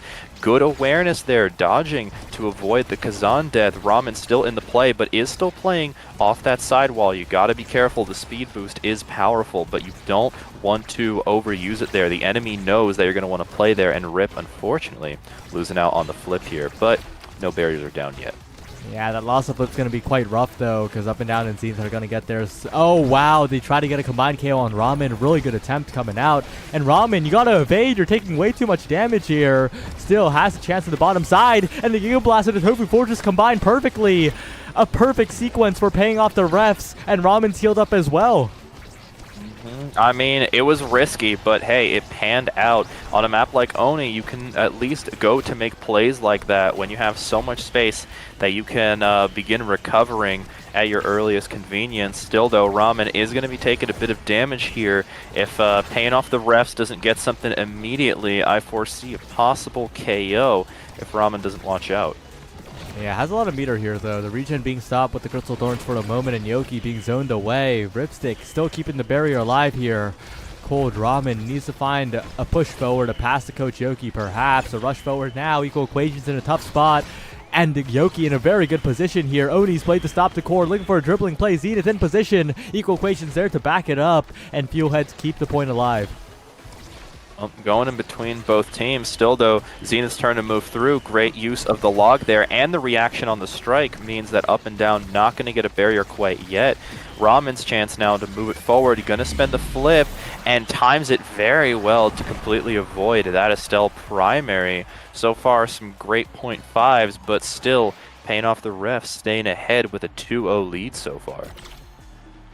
Yeah, 2-0 lead is huge. Chrono Boost is huge for the Kai. The mobility increase is going to be ridiculous for Cold Ramen. And although the Fuelheads have 2 picks in a row, there's nothing too crazy. Of course, Missile Prop Atlas is going to be quite the threat here with those primaries, creating a lot of offensive pressure in the lanes for the Fuelheads. But it's really not that crazy overall in the favor of Fuelheads here, despite that double pick. And the only downside is that Coach Yoki's kind of locked out of anything good, but that old replicator is going to help with the energy economy just a tiny bit. Additionally, Zenith going to be picking up that Super Surge, means Estelle is going to be even more of a presence, just moving across the field with that dash, although unfortunately for them, not going to lead to saving the barrier this time. Coach Yoki, unfortunately, going to help a bit with getting that barrier taken. However, it looked like it was going to be taken either way with the pressure that was getting applied to Rip. And now it's on Zenith and Up and Down to try and make the most of it, taking the second barrier here if they can. They need to push forward a little bit faster here. Dangerous spot to be in for Ripstick with Zenith and Up and Down bearing in on the barrier, looking for a snipe on the Cold Ramen. But this Kai has gotten a lot faster with the blazing pace, trying to help out Yoki, but sending it right to Zenith. Bit of an unfortunate play there for paying off the revs, but still to keep the momentum forward, to keep the core forward. Equal Equations trying to get a primary, but it does go wide, and we're seeing Ripstick do a lot of good goalie plays, walking past Up and Down to make sure the strike war isn't even a strike war. Definitely. Important thing about doing the melee goalie thing is have to play aggressive, and as I say that, Zenith going for quite an aggressive play. Doesn't pan for the full goal, but still getting that barrier is huge. Fuelheads coming in with a great advantage here, especially since Equal still has a flip to hold on to, although doesn't matter when Up and Down. Great strike war there. The log not going to clear it, unfortunately. Got a lot of resources moving into here for both teams, in fact. Yeah, that was a very, very rare bad strike from Ripstick, which is honestly a good thing, right? Ripstick has had very few bad strikes, but that one kind of just went right into Up and Down. It was the strike war on the silver platter there, but that's not the usual. Ripstick has been very, very solid so far throughout this entire day, throughout the entire group stage, and continues to keep it away from Up and Down quite well here. As we're saying it, you can see some of these strikes. Rip is making the most of it, and again, as a melee goalie, you really need that. Equal has also been successfully doing some crazy strikes. both of them making it work. But as I say that, the flip's coming out. Great Atlas secondary means that Ramen not going to get anything off of it. Coach Yoki might be looking to use that flip sooner than later if they can get it back out. Although these strikes here means that the core is going to be moving into that L-shaped angle for a bit longer. Great stall there. Up and down going to be taking the barrier, and now paying off the ref's goal is wide open. Yeah, Cold Ramen almost being taken out, but still surviving is huge. Finally, Up and Down will secure the KO. Stopped by Yoki for the moment, and Ripstick will not be able to reach it in time. Well played by Fuelheads, methodically played by the Fuelheads. And survivability starting to become a bit of an issue for paying off the refs.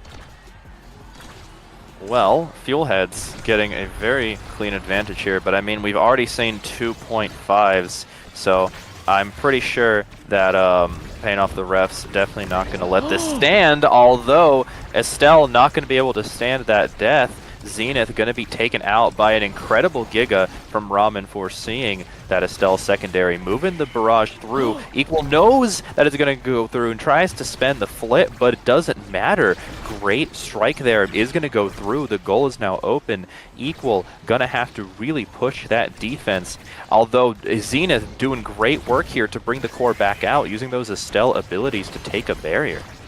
Yoki now needs to be the hero here with the flip. Has a chance, almost has a passive strike built up as well, and good clears by Ripstick out of the corner. Yoki going for a play, not using the flip just yet, trying to set up for a perfect opportunity. That's the expanse down from Equal Equations. Coach Yoki trying to find the perfect time, but Cold Ramen the one dribbling forward to pass up. Zenith interrupting though, reading the cross, and Up and Down finding the barrier take. This flips might not even get to be used here. Yoki getting a bit desperate, a great flip to the bottom side, and paying off the refs will get a point back. We've seen this story before. They reverse swept the last set. They could do it again. Won't lie, they made it work, but I feel like Ramen should have passed up a little earlier there. Still, great work by Yoki. Is going to bring it home, and now we're back 2 points on both sides, immediately starting that offensive pressure. But the Atlas abilities are going to only keep it to one barrier, and now we're back. Up and Down, moving great. Barrier down, has to deal with the strike prowess of Ramen and Rip. However, Zenith, great flip there, going to bait out Ripstick's secondary, and so we're back to Fuelheads having a nice advantage here. Yeah, Yoki hasn't picked up much speed, so the passing plays are just not that quick coming out from paying off the refs. At the moment, Yoki's been denied of a lot of awakenings, no spark showing up, so the scaling has not come through.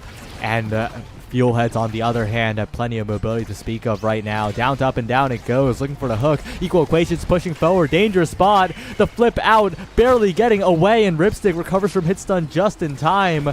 Zenith now looking for the Crystal Thorns, but Ripstick with a very clean save, and finds a strike shot out as well. Dangerous spot with the flip available, but a KO onto Zenith. A big opportunity for paying off the refs in the power play. The Giga Blast goes wide, and now the core speed's picking up. The primaries coming through from both goalies. Up and Down to the top side, and the respawn will be stalled out for the Fuelheads. Up and Down almost gets the goal here, and will sneak it around Ripstick's strike box. A big opportunity for the Fuelheads now in this next draft. They're going to be able to deny Yoki, potentially, of that scaling and pick up a lot of speed of their own. And off the refs, did a ton there to try and pick up that power play. Unfortunately for them, didn't quite work out, thanks to Equal and Up and Down just holding so well, and then being able to utilize the core speed and some great passes to move around. Stacks on stacks coming up for Estelle. She's already been going into movement quite a bit, and we're going to be seeing more of that, especially with Kai also getting some of that twin drive action. Definitely want to keep that away from Atlas, and with Chrono on the field, Kai is definitely going to be making use of it going forward. Yeah, that is a very, very big pickup here. Coach Yoki getting a spark is huge here. Finally getting a little bit of scaling on the board. And Ripstick getting some more cooldown through the reverb. Dangerous spot here for Equal Equations and Zenith, as the barrage is good, but the KO found the punish onto Cold Ramen. And another power play. The Fuelheads are getting way too many KOs off of these top spins from Up and Down. No need to play too aggressive sometimes. As great as the speed can be, it's quite a risk, and you gotta be able to manage that. Great pass there. Zenith immediately sending it sideways. Rip trying to account for the pass up to the top corner, but not able to account for it fully. Great pressure there means Rip's going to be taken out of the play, and unfortunately Ramen not quite fast enough to cover Zenith as they move into that top corner and take the goal. Very well played by the Fuelheads. The coverage from Zenith was perfect there. And now paying off the refs, they're well and truly on the back foot because the Fuelheads have scale. They're looking to take the corners of these barriers. Up and down strike placements have been amazing. That patience there as well, right? Didn't end up striking, but if Ripstick made the wrong move, that would have been a barrier. Definitely. Continuing on though, gotta watch out. The ult's coming through. Means Zenith's gonna be taking down both barriers. Rip now gonna have to defend that open net. Still though, great strikes by Coach Yoki, meaning that barrier gonna go down. Baits out the Atlas secondary with a great Sentinel and is already in position with the flip. What can you do? Very hard fought goal here, going to paying off the refs. Very, very well played. It was a Coach Yoki show in that one. And unfortunately, the scaling is a bit conditional, right? The only way you're going to get another spark is if it's allowed to fall after you lose the set. And that's Cold Ramen being taken off near the wall once again. The KO woes of paying off the refs continue. But on the bright side, Ripstick is looking so solid, clearing away from up and down as well, forcing out the flip. That's a big resource burn from the Fuelheads. But paying off the refs is going to have a hard defense ahead of them. Solid. Also, I feel like the Atlas primary was what killed there, and as I say that, up and down is already in position. The log not enough to cover the Kazan primary, and Fuelheads going in with another advantage here, looking to bring it to a set 5. Absolutely. Coach Yoki already rushing forward, trying to get a big advantage at the start, but instead it'll be a barrier following. Good snipe with the passive strike, the slashing strike for Coach Yoki, and Cold Ramen barraging it right under the nose of the Expanse there. And a perfect flip from Ripstick. Equal Equations thought the bounce would be in the strike range, but it was not. And now paying off the refs are 1 goal away. Well, back to point 5. We took a bit of a break earlier, but we're back where we started. Zenith up and down, moving in early. Strike there, almost getting the barrier, but Zenith is eventually going to confirm it with that primary. Good Dubu secondary there. Going to prevent up and down from doing anything immediately with the wall holding it there. But we're still keeping the core there. Equal Equations is going to lose a barrier just due to Ramen moving up. Rip gonna hold up and down from doing anything immediate, but we're now back. Just the movement from both Zenith and up and down with those abilities, especially the secondary, meaning that they can just move in so quickly. And great dodge from Ramen, noticing the kills are happening, trying to be a bit more careful. Up and down though, gonna get a very beautiful strike through the Dubu log. Yeah, no flip out from Coach Yoki. I don't think anyone expected that one to slip through there. Up and down, found the perfect strike between the brawler and the goalie. And now Zenith's first pick. This is such a scary draft for paying off the refs. The Sparks have arrived, but the Zentaro is last pick. The question is, will there be any denies being made, or will it be allowed to fall down? Yep, and well, Sparks already getting denied. Want to see if the second one will be. Yep, there it is. Zentaro not going to get the chance to triple spark, but hey, they are going to get extra special here, so I don't think they're too worried about it. Additionally, Rip with the prime time on top of already having reverb, meaning more logs coming out, more chances for Dubu to hold on to that barrier. Fuelhead's going to have to be aware of that as they move up here. Yeah, and Coach Yoki does have a lot more of those specials now, and that is a mobility tool. So maybe that will help here as Ripstick. Oh, Cold Ramen barely staying alive. Good evade by the Kai here. And needs to find the orb quickly. Needs to survive against Up and Down, who has so many ways to KO here. Dodges away and finds a save on the barrier as well. And paying off the refs hold on for now. But still, gotta be careful. Ramen maybe out of stack. Well, you saw it right there. Ramen, unfortunately, going to be taken out. Fuelhead's definitely just focusing on the kill to move the power play, and on top of that, are going to get the barrier. Still, though, great strikes. Coach Yoki, Ripstick, holding on for dear life. Tries to use the ult there, and as we say that, there is an Atlas primary. What the heck? Missile Prop doing big work, setting up hitboxes there and helping Fuelhead score the first goal for this game. Yeah, incredibly well played by Equal Equations, moving up at the perfect time. And now the Fuel Heads are well and truly in the lead. They feel like they have all the control as well. The Kazan and Estelle, the core control on Oni Village coming online in a real way. Ripstick is going to be very close to some flip here, as well as Yoki, and flips are coming out here. Equation still is holding on to one, but Zenith's going to spend it early. The ult from the Estelle are going to be moving through that log, and as I say that, Ramen is also down, going to spend the flip, use the wall to keep it out. Very good usage of Dubu abilities. Coach Yoki, I would recommend holding on, but unfortunately going to throw it early, and Zenith going to be aware of that, going to hit it back and up and down in the perfect position. Just not much you can do when Kazan's got that whole open net to work with. The Fuel Heads 1 goal away from moving to a 2-2 record. Every win so important in this group stage where only the top half moves on. Paying off the refs in a good spot. Oh, that's Equal Equations going down out of absolutely nowhere. What the heck? Pretty crazy, but still definitely want to make use of that, at least pick up a barrier here. But as I say that, Zenith up and down holding so dang well that not only are they going to prevent any barriers from being taken, but are going to take one themselves. Ramen and Rip, though, great strike awareness there, layering it together, and they're going to be able to pick up both barriers. So immediately the advantage going back to paying off the refs. A bit of a goofy point here, but paying off the refs are going to be happy about the last part. Ripstick, though, tries to get an out clear, and Zenith reads that perfectly. Now a bunch of strike wars in the midfield. The primary forcing it away from Equal Equations. Up and down, looking for a hook play. Has the control for now, but Yoki with a good strike war win. Dangerous spot for Yoki to be, and up and down with the 1-2 punch. Finds the KO off the side, and Ripstick now has to walk forward. Needs the hero play here.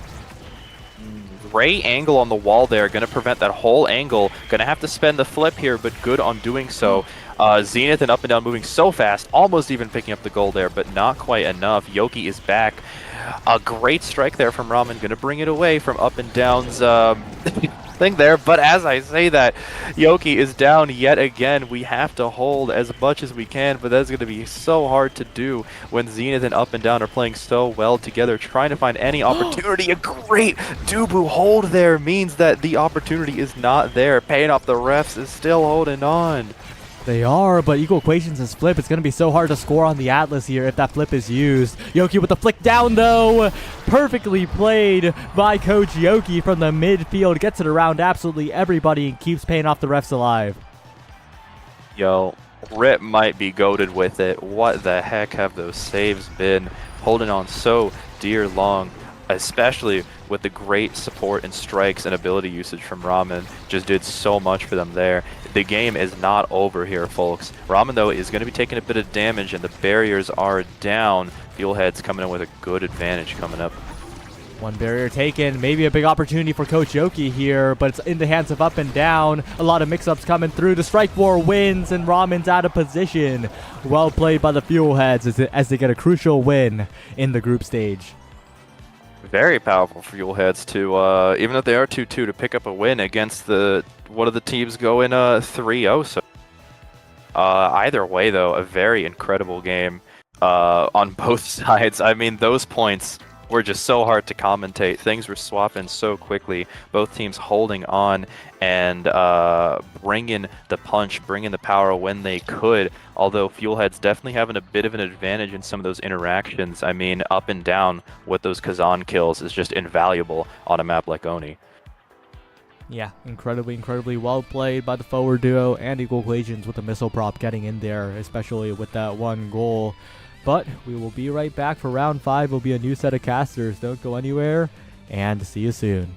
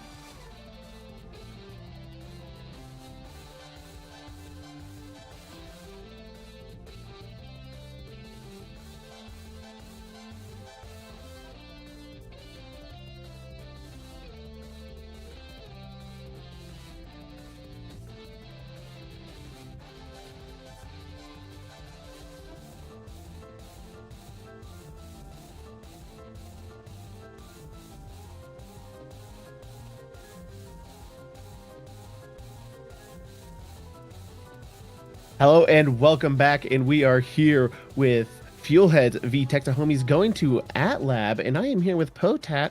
What are you thinking with this matchup going here?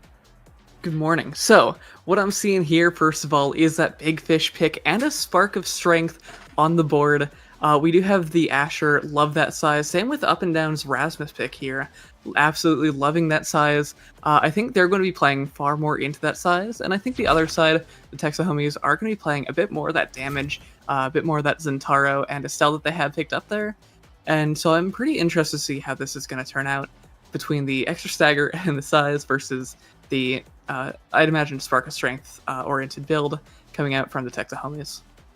Yeah, I can see the size going to the Asher and the Rasmus, but spark scaling can be a thing, and I imagine most everyone else. Yep,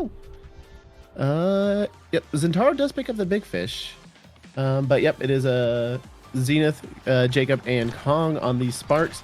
So gonna be looking to scale in some of these later sets. Yeah, I think as we're getting into it, I think it's going to matter a lot more for this Rasmus here with Up and Down.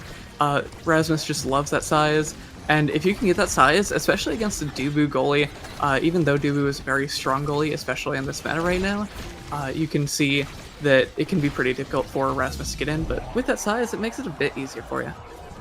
Yeah, but with the mobility that we're seeing come out on Scenic and Kong with the Zentaro and Estelle, able to get it around equal equations on that Asher, get the barrier down, and keep control not long enough to find that first point of the game here.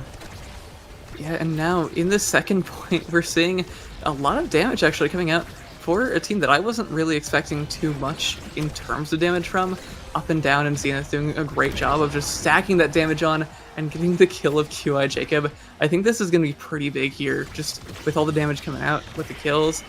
This could be where Fuelheads are able to kind of make their stand and kind of get some points on the board.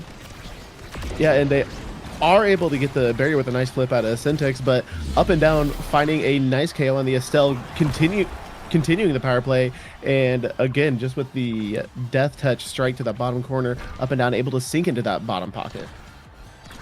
Yeah, and now it's 1-1, all tied up right here, and with Zenith, with that full core flip, this could be pretty big. They were able to get a lot of those kills in the last one, and I think now Homies are going to be watching themselves out a little bit more. They were able to get caught a few good times just in the back of the net, and if they're going to watch that a bit more, unfortunately we don't see it there, but I mean, these KOs don't really even matter right now. No, just with the once Fuelheads can get the core over to the side of Homies, Up and Down and Zenith working really well together to keep it on that side. And unfortunate strike shot miss out of equations does drop that first barrier. Yeah, and now it is, oh no, an unfortunate double barrier from QI Jacob. But the Homies were almost able to pull that back. And now it's just a matter of, can Fuelheads close out this first set, get themselves on the board, and maybe deny some of these stacks, some of these sparks away from a team like Homies with that double spark. Maybe they can prevent some of the scaling. Yeah, an equation using the flip defensively, able to save the barrier, and Up and Down with a beautiful death touch to pull the core back to them, get behind the Tofu Fortress, and sink into that top pocket. And Fuelheads take this first set, and we have now Zenith on a now with the first draft pick. Anything on this draft pick you're kind of looking at specifically? Not particularly. However, I think that stacks on stacks is gonna be pretty big for Zenith there. They were already kind of controlling that game just with the amount of speed they have. But also what I'm seeing is that reverb pick for Up and Down as well could be pretty big here. With that big fish already, you're going to get a good, decent bit of stagger scaling, and with reverb back in this drafting pool for these awakenings with the new patch, you're going to see a bit more of that stagger scaling, and now that's all the more cooldowns for Up and Down, tied along with all these more speed for Zenith with that stacks on stacks. Yeah, and Syntax picking up that stagger swagger. Kind of like you said, Fuelheads not really known for running these damage comps, but just like passively seems like they're just finding a lot of damage. And Kong not really helping pop that black hole right onto Syntax. But they do find the double barrier, and it is open, but Fuelhead's doing a great job kind of controlling it in the midfield, but just cannot get past this midfield line and get an offensive push going here. Yeah, Zenith and Equal Equations have been doing a great job of just preventing this forward offensive pressure from Texa homies and just kind of dealing a bit of damage. Here we see Konkai Wen pretty low here, pretty close to being taken out by Up and Down. And if Zenith and Up and Down can just continue to pressure QI Jacob's defense, we see that core flip go out. QI Jacob probably doesn't have too much more in order to keep this core away from their net. Yeah, and Jacob able to send it across to Kong, try to set up a play, but with that overtime speed, not able to catch it. And now just sending it back and forth. Fuelhead's trying to get that offensive pressure going and get that ability usage that they've relied on so much in that first set. And a beautiful clear by Jacob, Up and Down trying to hit it with that Rasmus primary. And an unfortunate flip. Xenix thinking that they were going to pop the black hole. Yeah, and now we see that goal scored, the first goal in this set. Fuelheads may have lost that very first goal, but they haven't dropped a goal since.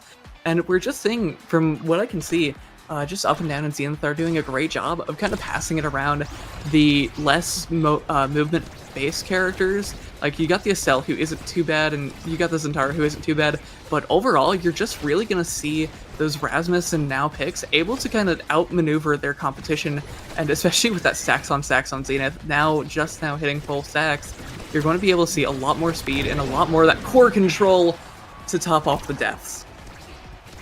And it says double KO for Zenith there, but it looked like it was Equal Equations pass splitter that just kind of shoved him towards the edge.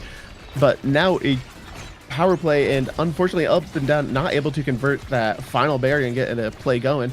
But as you said, Fuelheads have been doing a great job with these passing plays, getting around these more mobile characters and really doing beautiful jobs of baiting out Jacob's abilities and kind of denying them trying to defend these open goals here. Yeah, and now with that open goal on Texa homies, they're going to have to pull out some stuff in order to keep the goal away from their net. But a pretty nice flip from QI Jacob, just getting it straight through the offensive side of Fuelheads. And now, unfortunately, it is back on the side of Texa homies, and with Fuelheads just continuing that pressure, that stacks on stacks, providing so much use for Zenith. They're going to be able to push it through that little coin slot between Konkai Wen and the top of net and get that second goal in this set, put themselves at set point here. Yeah, and Fuelhead's just so good with their ability usage, able to keep control, even like get a barrier, get the KOs, and just score that quick. They've been so efficient with these ability usages, and it's just kind of keeping Texa homies from getting possession at all. Yeah, nice, fast 9-second goal there coming out from the Fuelheads, and now we're gonna see a few more awakenings here on the pitch. I think this could be pretty interesting. We're gonna see the perfect form here for Zenith. I'd imagine probably blocking off that Zentaro to allow Rasmus Up and Down here to pick up that recovery drone, get a bit more size to top off that big fish size already. Rasmus loves his size, I will say it again and again. But we're also gonna see that rapid fire pickup for Equal Equations. This could be pretty useful in terms of cooldowns, more right clicks, more primaries for you. Never going to complain, especially on Asher, where that makes up a lot of her goalie defensive kit. Yeah, and everyone kind of walking away with something. Zenith on the Now taking the perfect form. Really good awakening. But I can only imagine it was a deny for Syntax on the Zentaro.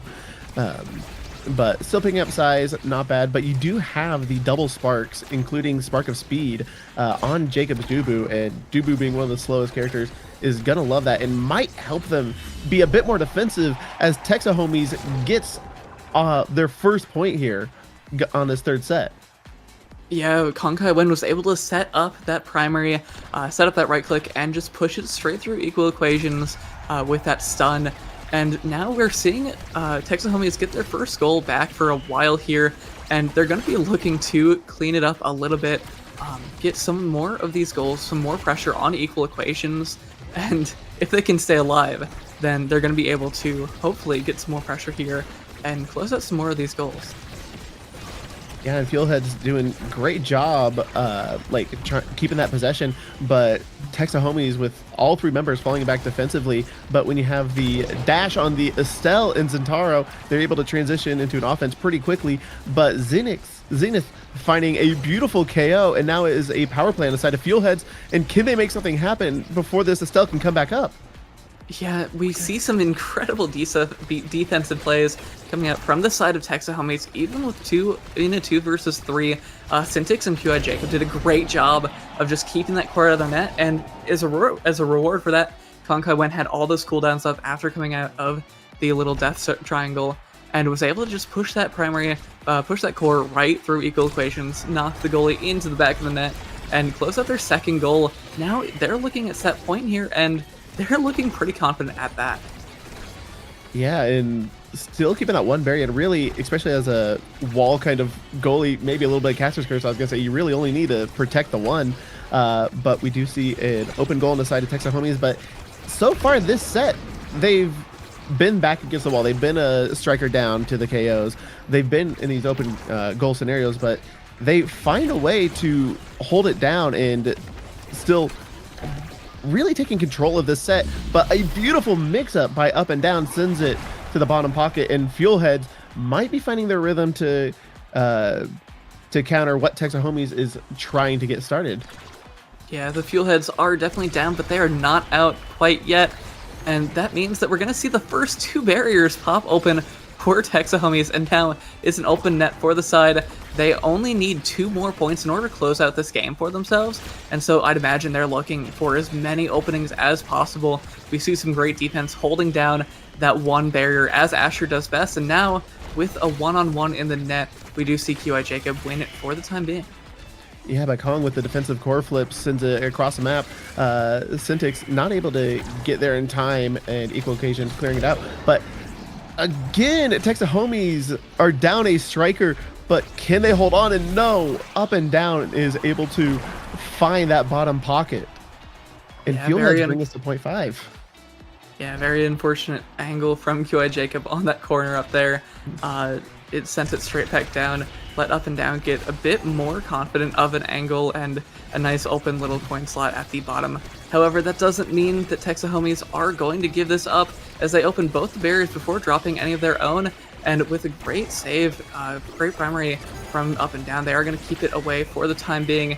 And now Fuelheads are looking to maybe get this core back, open up the net for Texahomies, and just close out this game right here and now.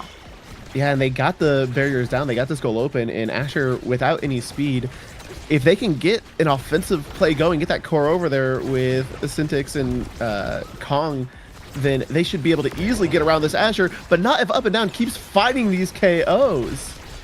Yeah, Up and Down has just been doing an amazing job of just catching these primaries, using them super well to just knock out players on Texahomies, and using that whiplash there, they are going to also be able to open up that second barrier for the side of Texahomies. Texahomies has to do this now, here and now, but unfortunately, QI Jacob just a little too high up, and that core is going to go straight through the strike as Up and Down able to close it out for the side of Fuelheads and win this game.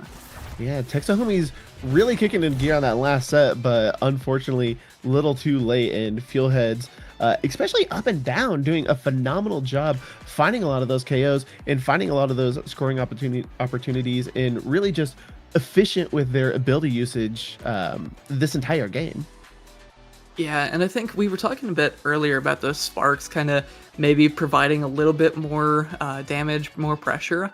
But unfortunately, I think it just didn't come fast enough, and it came in an irregular scenario, because we saw right after that we saw that spark not really come into play too much, because the spark of strength wasn't really super useful for Konkai Wen.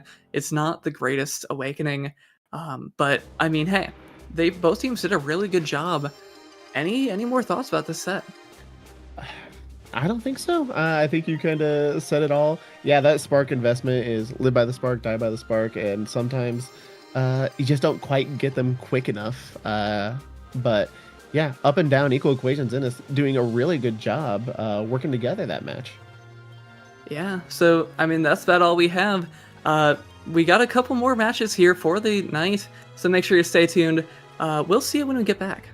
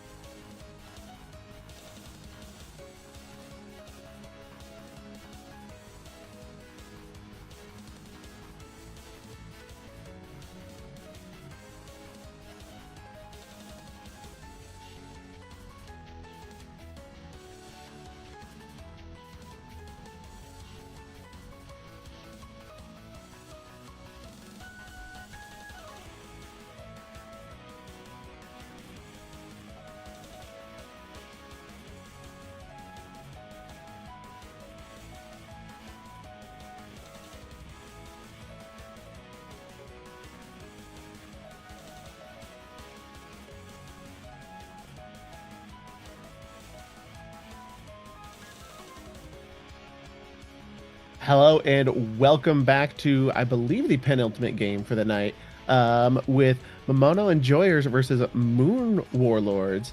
And it looks like we are taking it back to AtLab. Potat, how you feel about this? I'm not feeling too bad. I think we got a very interesting matchup here. We got Brickbat and Kurikin on each side of the field. So we got two Bestian slot admins. Love to see it. I'm going to be hyping them up the entire time.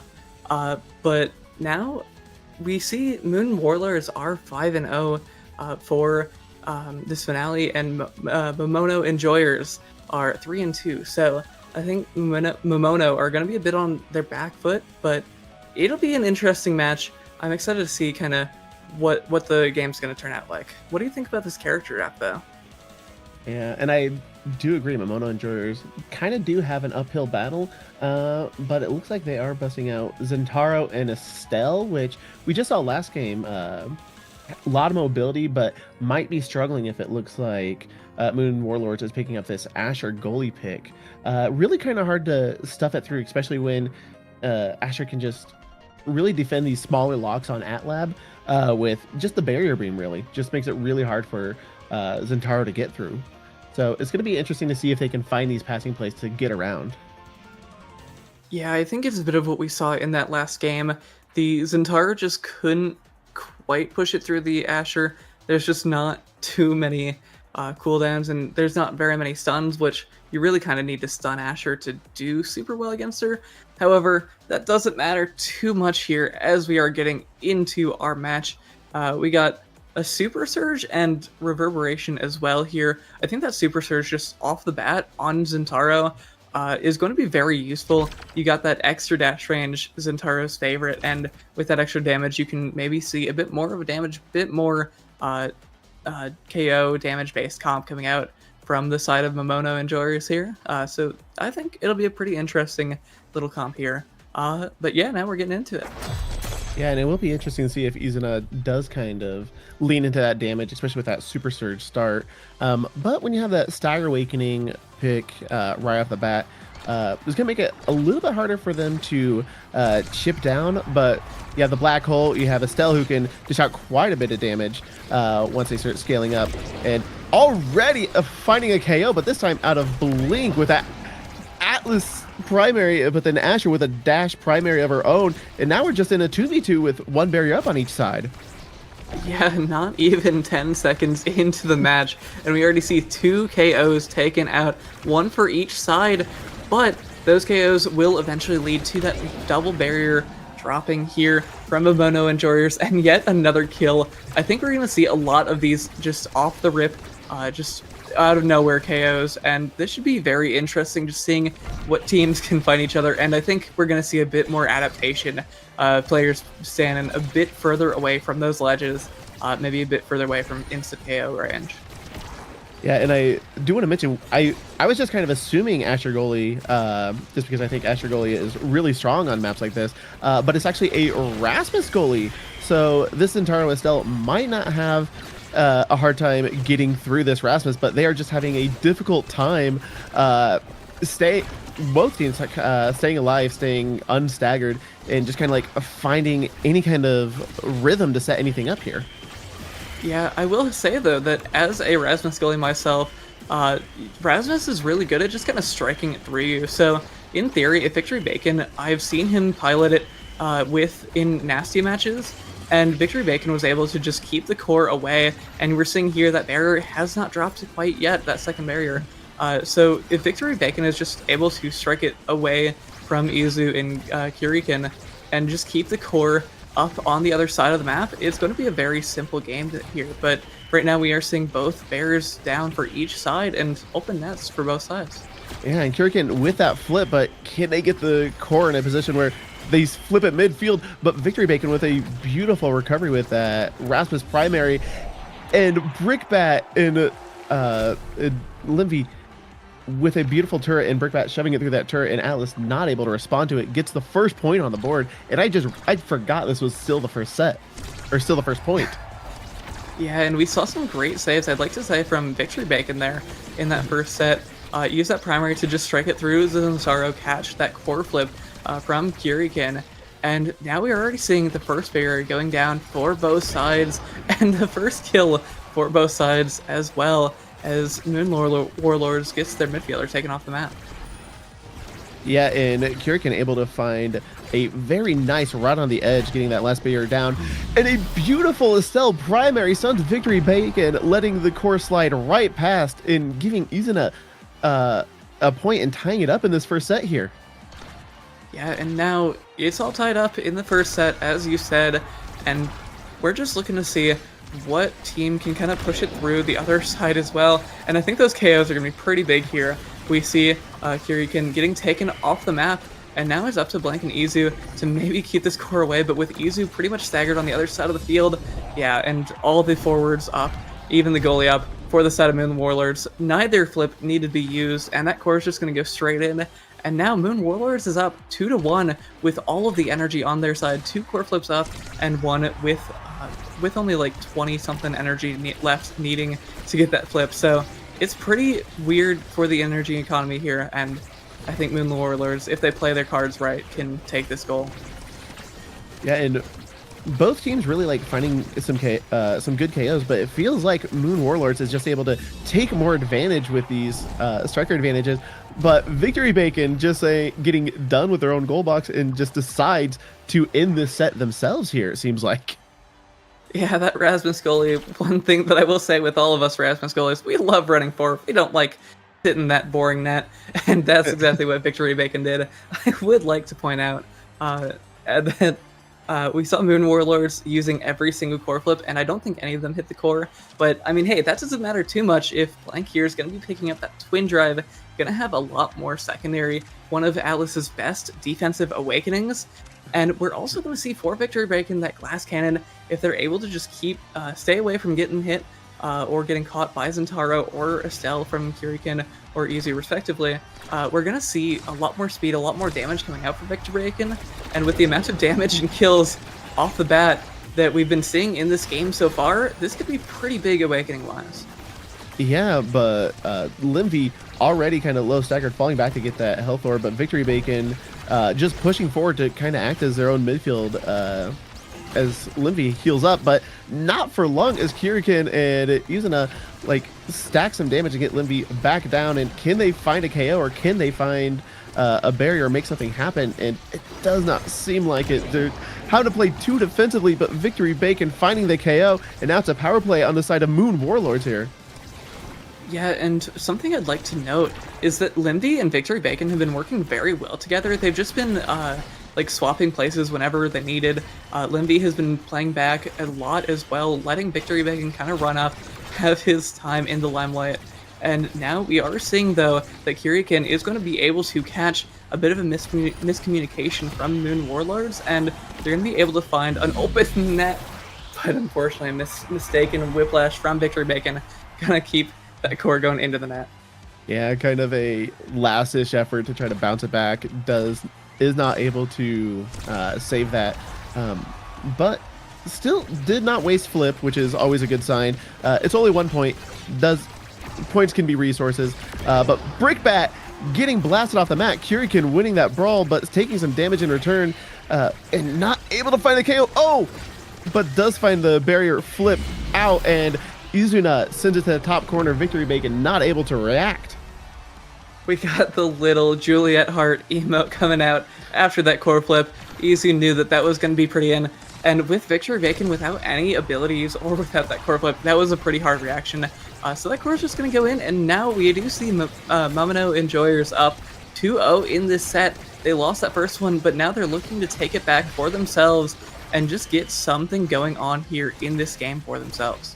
And it just seems like the start of every point just turns into a brawl, just a lot of damage coming out early, and then these forwards just kind of hunting for a kill as Brickbat finds one on Kyrikin, and now, again, this striker advantage on Moon Warlords. Victory Bacon pushing up, but a nice flip out of Blink turns a defensive flip into an offensive one, opens that last barrier, and now Momono's full force, all three strikers up on the board, but not able to get the core back to the side of Moon Warlords to make a scoring attempt happen.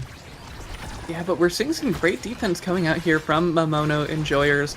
Blank just able to keep it away, and with that core sent up to Izuna on the offensive line, they're able to push it through that strike from Victory Bacon and get their first set in this game. Now it's all tied up. We're going to a set 3, and what do you think of these awakenings so far? I'm seeing a perfect form right on that table.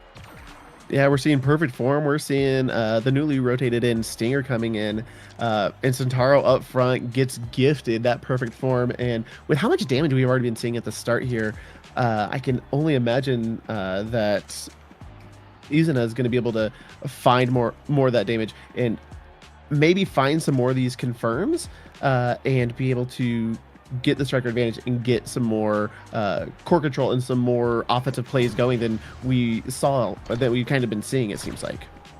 Yeah, and I think this Awakening draft could be pretty big for the side of Momono Enjoyers, because Kyrikin was able to get that Stinger as well to top off the new Perfect Form cooldowns from Zentaro, and we are going to be seeing a whole lot of damage come out, but hey, if Brickbat can just strike it around the defensive line of Momono Enjoyers, it might not matter a whole lot, as we're seeing the open net for Momono at this point.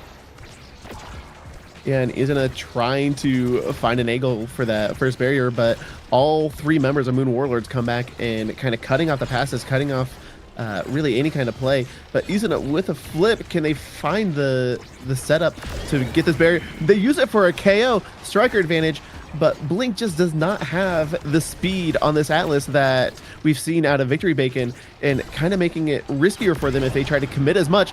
But now a 3v1 as Limby comes up and Victory Bacon evens the score, getting a KO on Izuna. Now it's just a 2v2 and the Death Touch not able to reach. Core just slowly floating in off the black hole.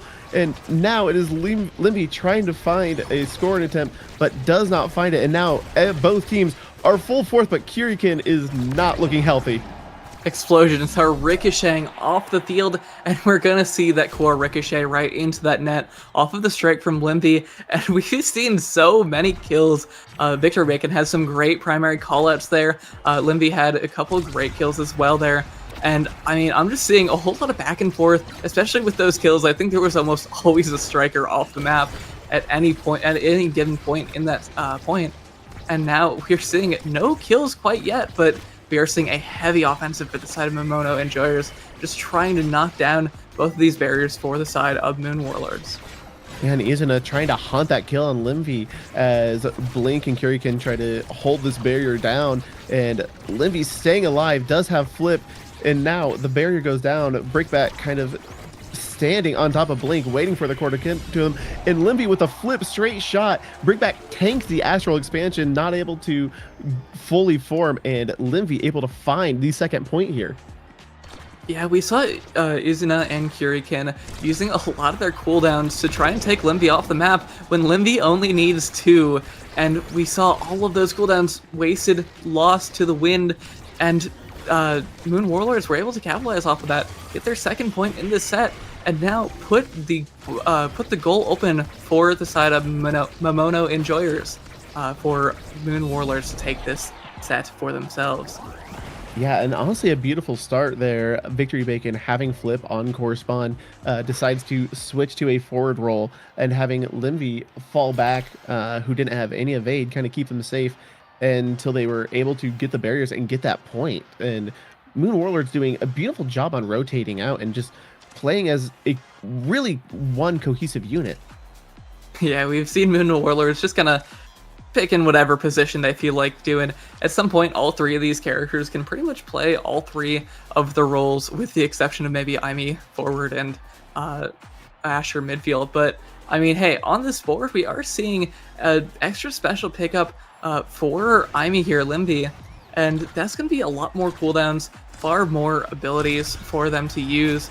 And I think this is going to be pretty big. We'd love to see that best in slot for Limby and for that Aimi, and I think this could prove pretty big here in this 4th set.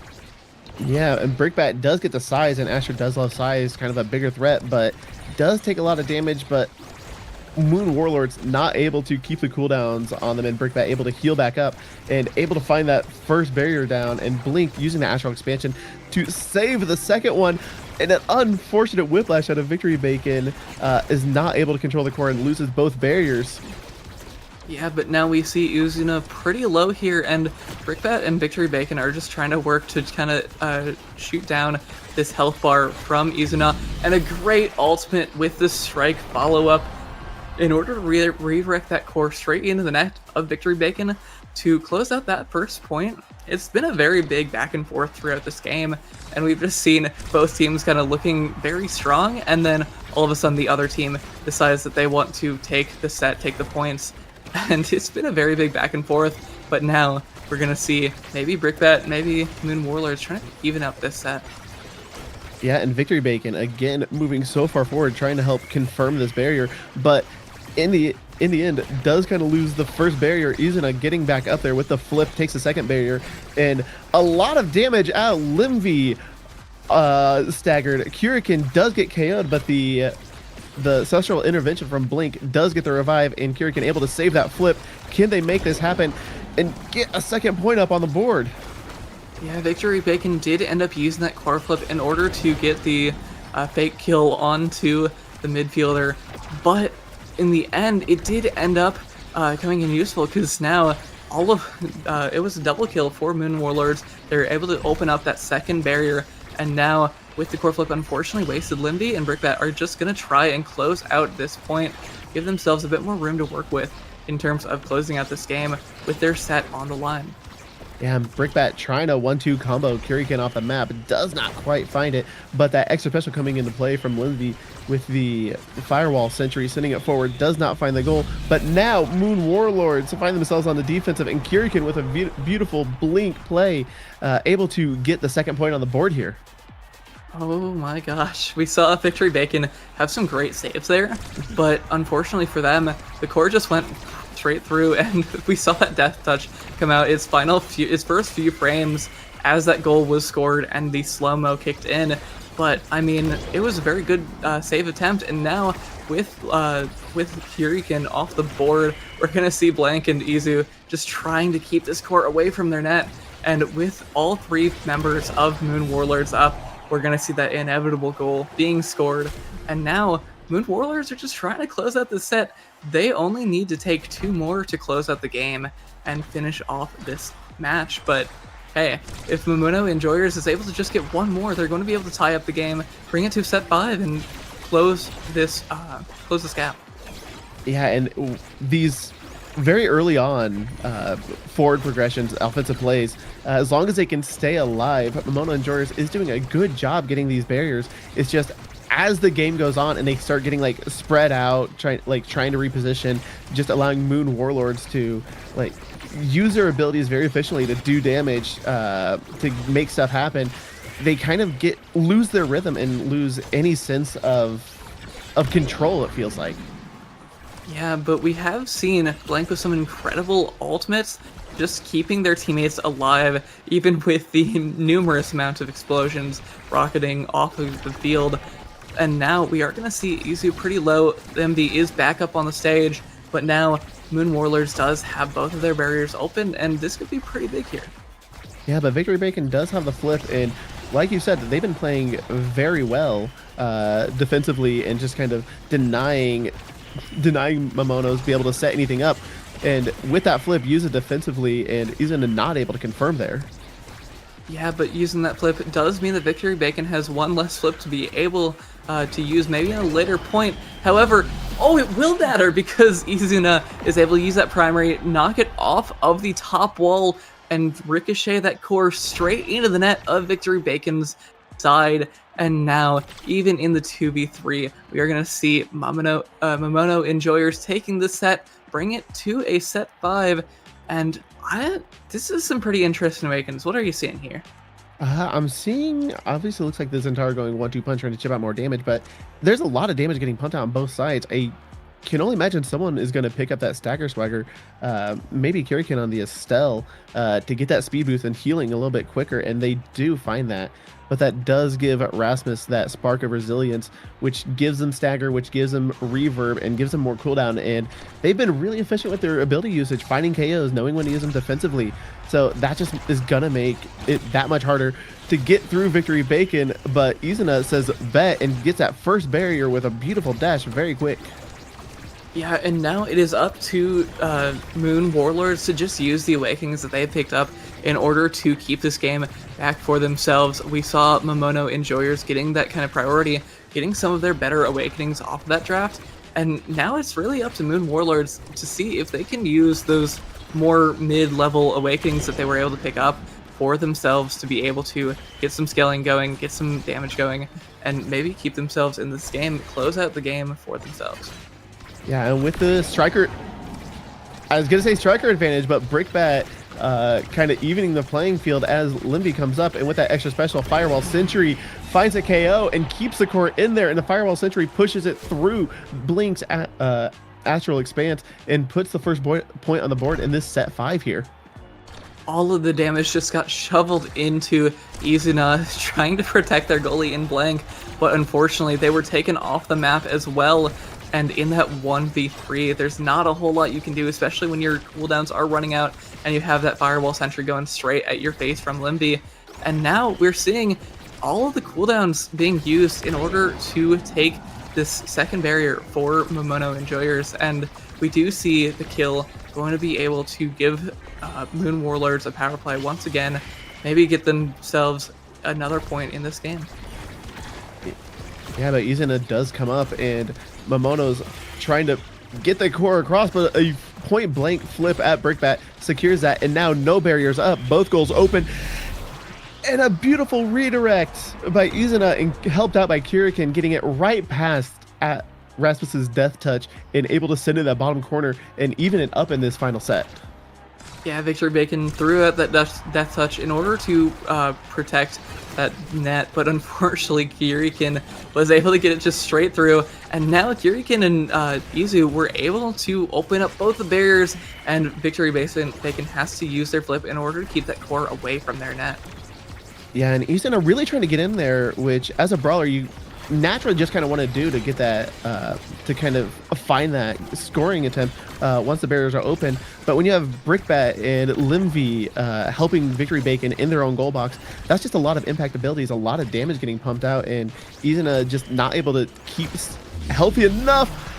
But Kurikan catches Victory Bacon's death touch and sends it to that bottom corner, and they are on game point here. Yeah, and what was looking like a pretty scary match for Momono Enjoyers could just prove to be their final point now in this game. And we're seeing already Momono Enjoyers going on the offensive, able to take down that first barrier. And now it's just up to Izu and Kiri to open up that net. But with Limpy having that core flip, we could see a double barrier here maybe coming out with that flip. Opening something up, giving themselves an opportunity to get this next point and take it to a set 5.5 in the game. But Kurikan uses the flip, tries to send it down to Izuna, but kind of just not being able to connect with the strike. And now Moon Warlords on the offensive, Brickbat trying to make something happen, but a beautiful clear at the bottom from Blink sent it to the side of Moon Warlords. And now Momono Enjoyers trying to make something happen, finds the KO, gets a striker advantage, finds the barrier. Brickbat looking low, might not be able to help that much, but does help clear it out. But for how much longer can they last? Yeah, and Brickbat taken very low, does have that recovery drum available. Limby tries to use that 1-2 from the IME glitch pop and dash, but unfortunately not quite. And now we're seeing Moon Warlords trying their hardest to open up this net. Even with Blank having that core flip doesn't matter too much, as Izuna able to use all of their many abilities with that perfect form in order to push the core straight through Victory Breakin's abilities. And now we see Momono Enjoyers taking it 4-2 in their game wins so far, and Moon Warlords lose their first game of this week. Yeah, and very early on the game started with Momono Enjoyers kind of having the forward comp with the Zentaro and the Estelle looking like they would be the damage team, but Moon Warlords just able to stack the abilities, so many impacts, were both able to contest the core and dish out damage, and both teams just really just trying to survive and find the attempts. But at the very end, with Kurikan picking up the stagger swagger, just made it that much harder for Brickbat and Limvy to kind of bully the midfield and forcing Izuna to fall back. And then Izuna with the 1-2 punch at the end there, just more damage. You had that perfect form on the Zentaro. Seemed to be kind of the deciding factor in that final set there, but a good fight from Momona Enjoyers, kind of climbing this hill that seemed almost insurmountable coming into this against a 5-0 team. Yeah, definitely. And looking at the number of kills from Moon Warlords here, we saw that they had 15 kills in total, or 17 kills in total, sorry. And we also saw 8 kills on the side of Momono Enjoyers. That was pretty big. There were so many kills just constantly flying across the field. And yeah, that was a pretty crazy match. Yeah, 41k damage on the Zentaro, 8 KOs out of Brickbat, just finding Momona Enjoyers just too close to the edge, and that Asher 1-2 combo able to secure a lot of those, and then make something happen, finding those barriers. But Momona Enjoyers staying calm under pressure and able to stick it out. Yeah, and that's about all we have for this match. Stay tuned. We'll be back after a short break.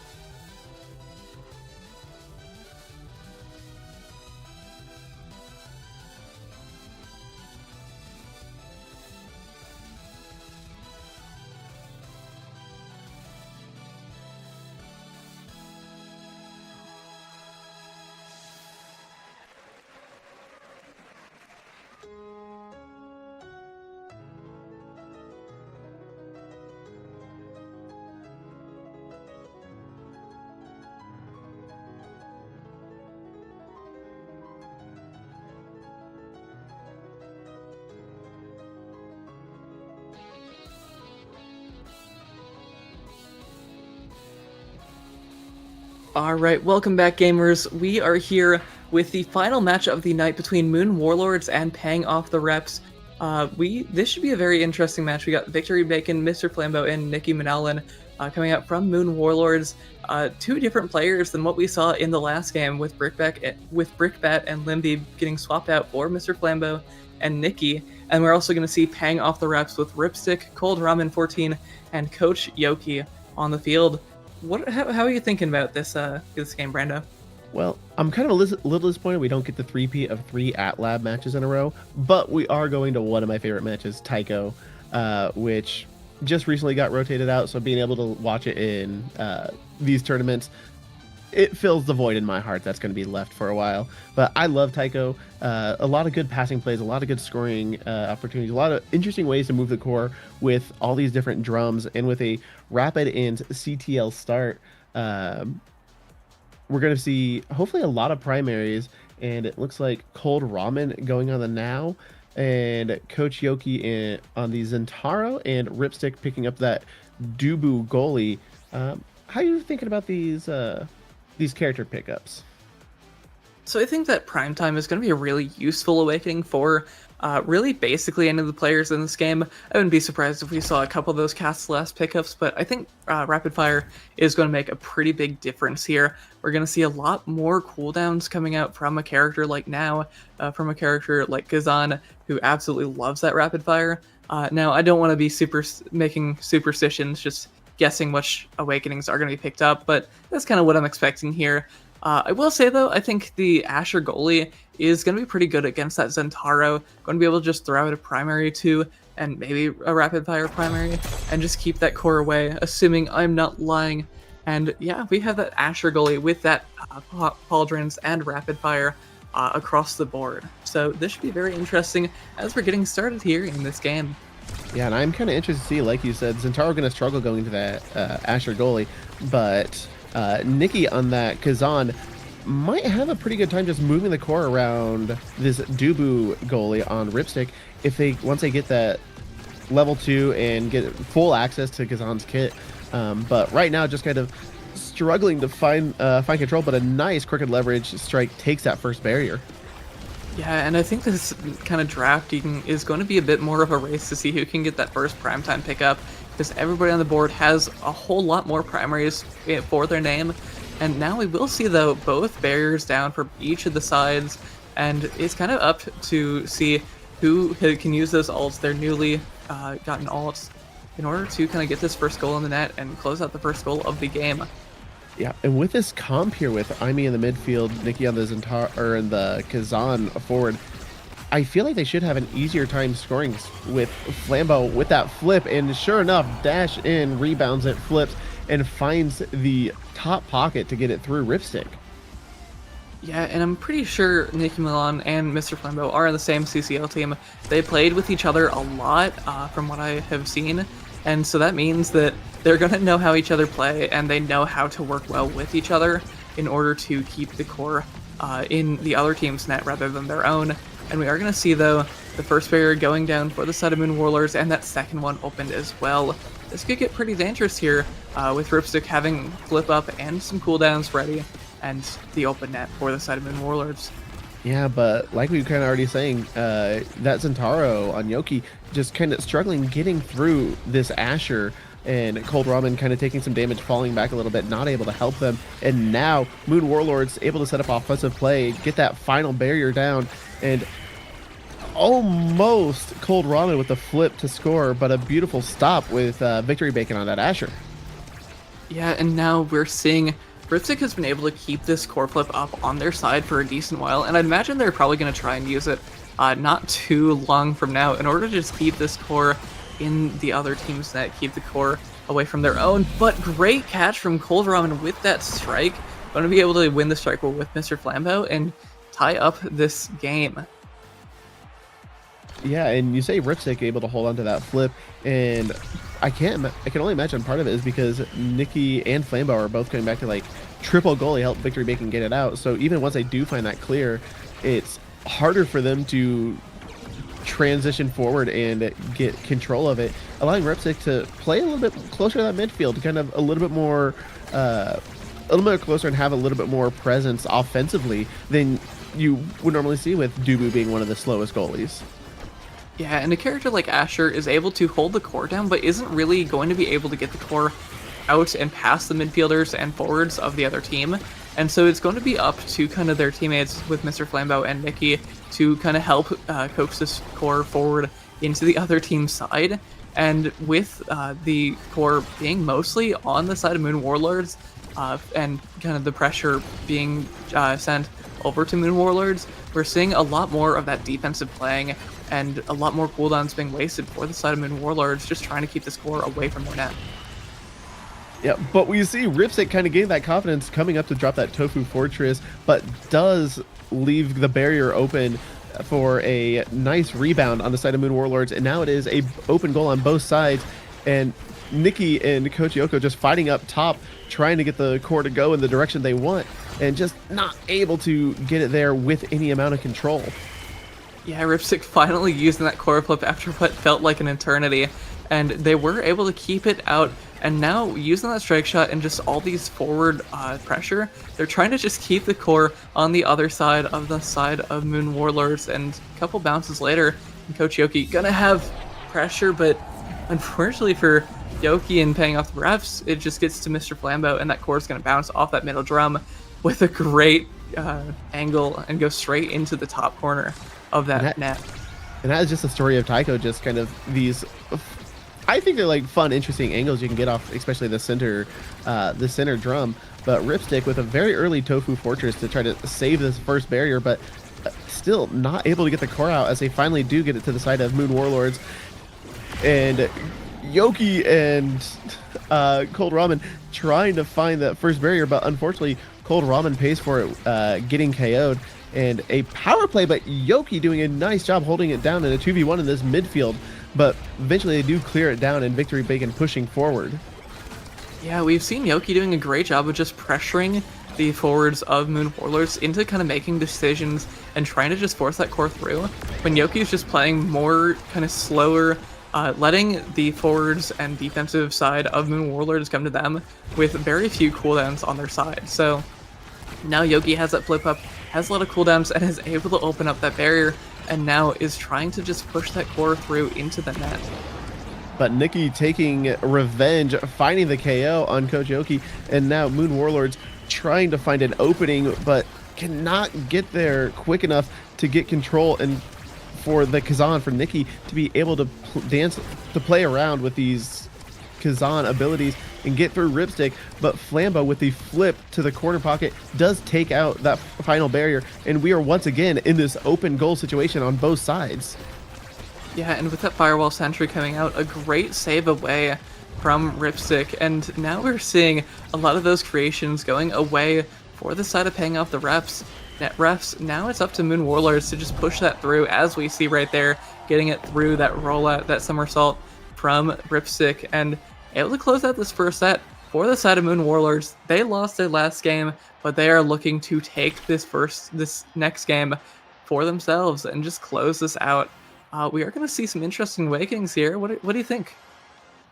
Well, it looks like unless Aimi goes for the perfect form, get those cooldowns, but I am seeing a Monumentalist now that is going to get through with Dubu denying this prime time from getting Kazan, which I think honestly probably the best play, because Kazan, more cooldowns, more crooked leverage is just going to make it that much hard. And Kazan picking up that stagger swagger just to survive. And I think Moon Warlords is trying to set themselves up to get the core over to the side of playing off the refs and just keep it down, keep it locked in over there. But that's going to be difficult now. Yeah, and I think Moon Warlords kind of took their awakenings there for a far more defensive playstyle. They were able to pick up awakenings such as that Orb Replicator and that Stagger Swagger, where you're not really getting a whole lot of offensive usage out of that. It's going to be a far more of kind of keeping your teammates alive, keeping yourself alive, and just being able to, in general, keep the core away from your net. On the other side, though, we did see paying off the refs getting some pretty big offensive awakenings, and so I think we're going to see a bit more of what we saw in the first set, of just Moon Warlords holding it down until paying off the refs have kind of exhausted all their cooldowns, and we're going to be able to maybe see a few stray cores going into the side of paying off the ref's goal. Yeah, and I do agree. It does look like Moon Warlords picked up a bit more defensive awakenings, and I think it's really just trying to keep Nikki alive and unstaggered so they can be ready for these offensive plays.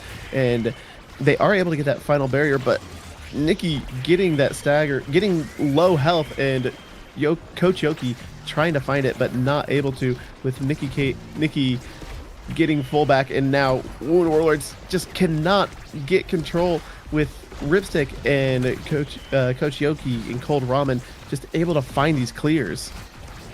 Yeah, and now it's all up to Victory Bacon and Nicki Milan and Mr. Flambeau just to try and keep this core away from their net.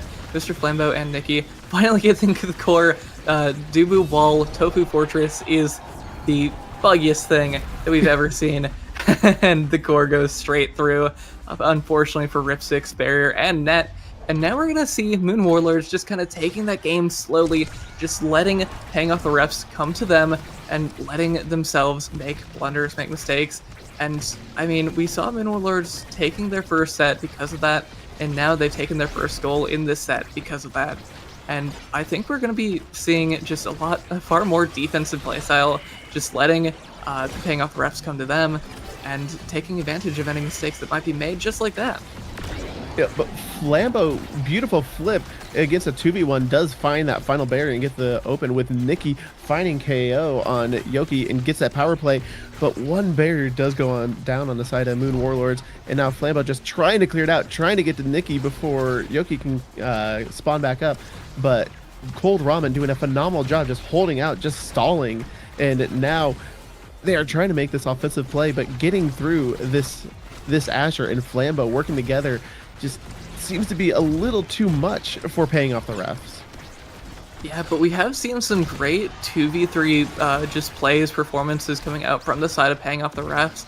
They have lost a teammate in many of these points, but they've been able to just kind of hold it down, prevent Mr. Flambeau and Nicki Minolan from really being able to get any ground, any traction against themselves. And now, though, unfortunately, a misplaced somersault from Ripstick is going to make the core go straight in the net.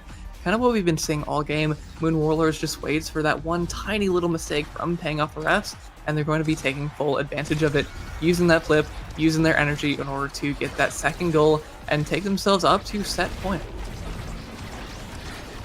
Yeah, and again, a lot of damage coming out on the side of Paying Off the Refs, but is able to find that first barrier with Yoki getting that second barrier. Beautiful setup, uses that flip, and in that Zentaro passive sends it right through, and Victory Bacon just not able to answer it, just does not have the cooldowns to respond. Yeah, and now we're seeing Coach Yoki and Cold Ramen kind of fighting back. They haven't quite been able to like open up these barriers from Victory Bacon too quickly. They've been more of just trying to push it through that heavy defensive play style from the side of Moon Warlords, but with that last point, we saw they were just able to instantly dismantle the defensive side of Moon Warlords, and they were able to take a quick goal because of that. And I think that's what they're going to be looking forward to as more of their playstyle in this game. They're just going to try and quickly take all those barriers, take all the goals, open them up, and give themselves a nice quick goal a lot faster than the other side, Moon Warlords, has to kind of react and keep this goal away. Yeah, and Paying Off the Refs doing a beautiful job holding the core offensively, allowing Ripstick to move up. But now it is Moon Warlords on the offense getting that final barrier down. Ripstick does have flip, will most likely use it defensively unless they can get it cleared out, and they do. And now it is Yoki and Cold Ramen on the offensive. Victory Bacon uses the flip, tries to clear it out. Beautiful catch from Yoki with that Zentaro ult, and now it is Nikki trying to dash in, trying to find that goal, but Ripstick with a beautiful flip to catch it, and the core is just going from one goal box to the next, but Yoki is there with the flip. Do they use it to find this barrier? But no, it does get cleared out. Yeah, and we're seeing a lot faster of a core than anybody is really looking forward to, but we have seen Nicki Minolan and Mr. Flambeau working together very well, just making some individual plays and getting passes up to each other in order to kind of let themselves cook on that barrier, on that middle taiko drum especially. And now with the core flip up, Mr. Flambeau has a really great shot at just pushing this core through the defensive side of Paying Off the Refs, but with the full side of paying off the refs back, getting ready to defend, they were able to keep it out for the time being, just prevent this final goal for the set from Moon Warlords. Yeah, and both teams doing a really good job finding the forward with the flip, getting set up in a position, but both teams doing an equally good job defensively, calling out these flips, able to stop it through. But Coach Yoki with a beautiful rebound does get the barrier, but it does bounce all the way back to Nikki, and with that Kazan strike, it does send it right to the top corner before the Tofu Fortress can come out, giving Moon Warlords their second set.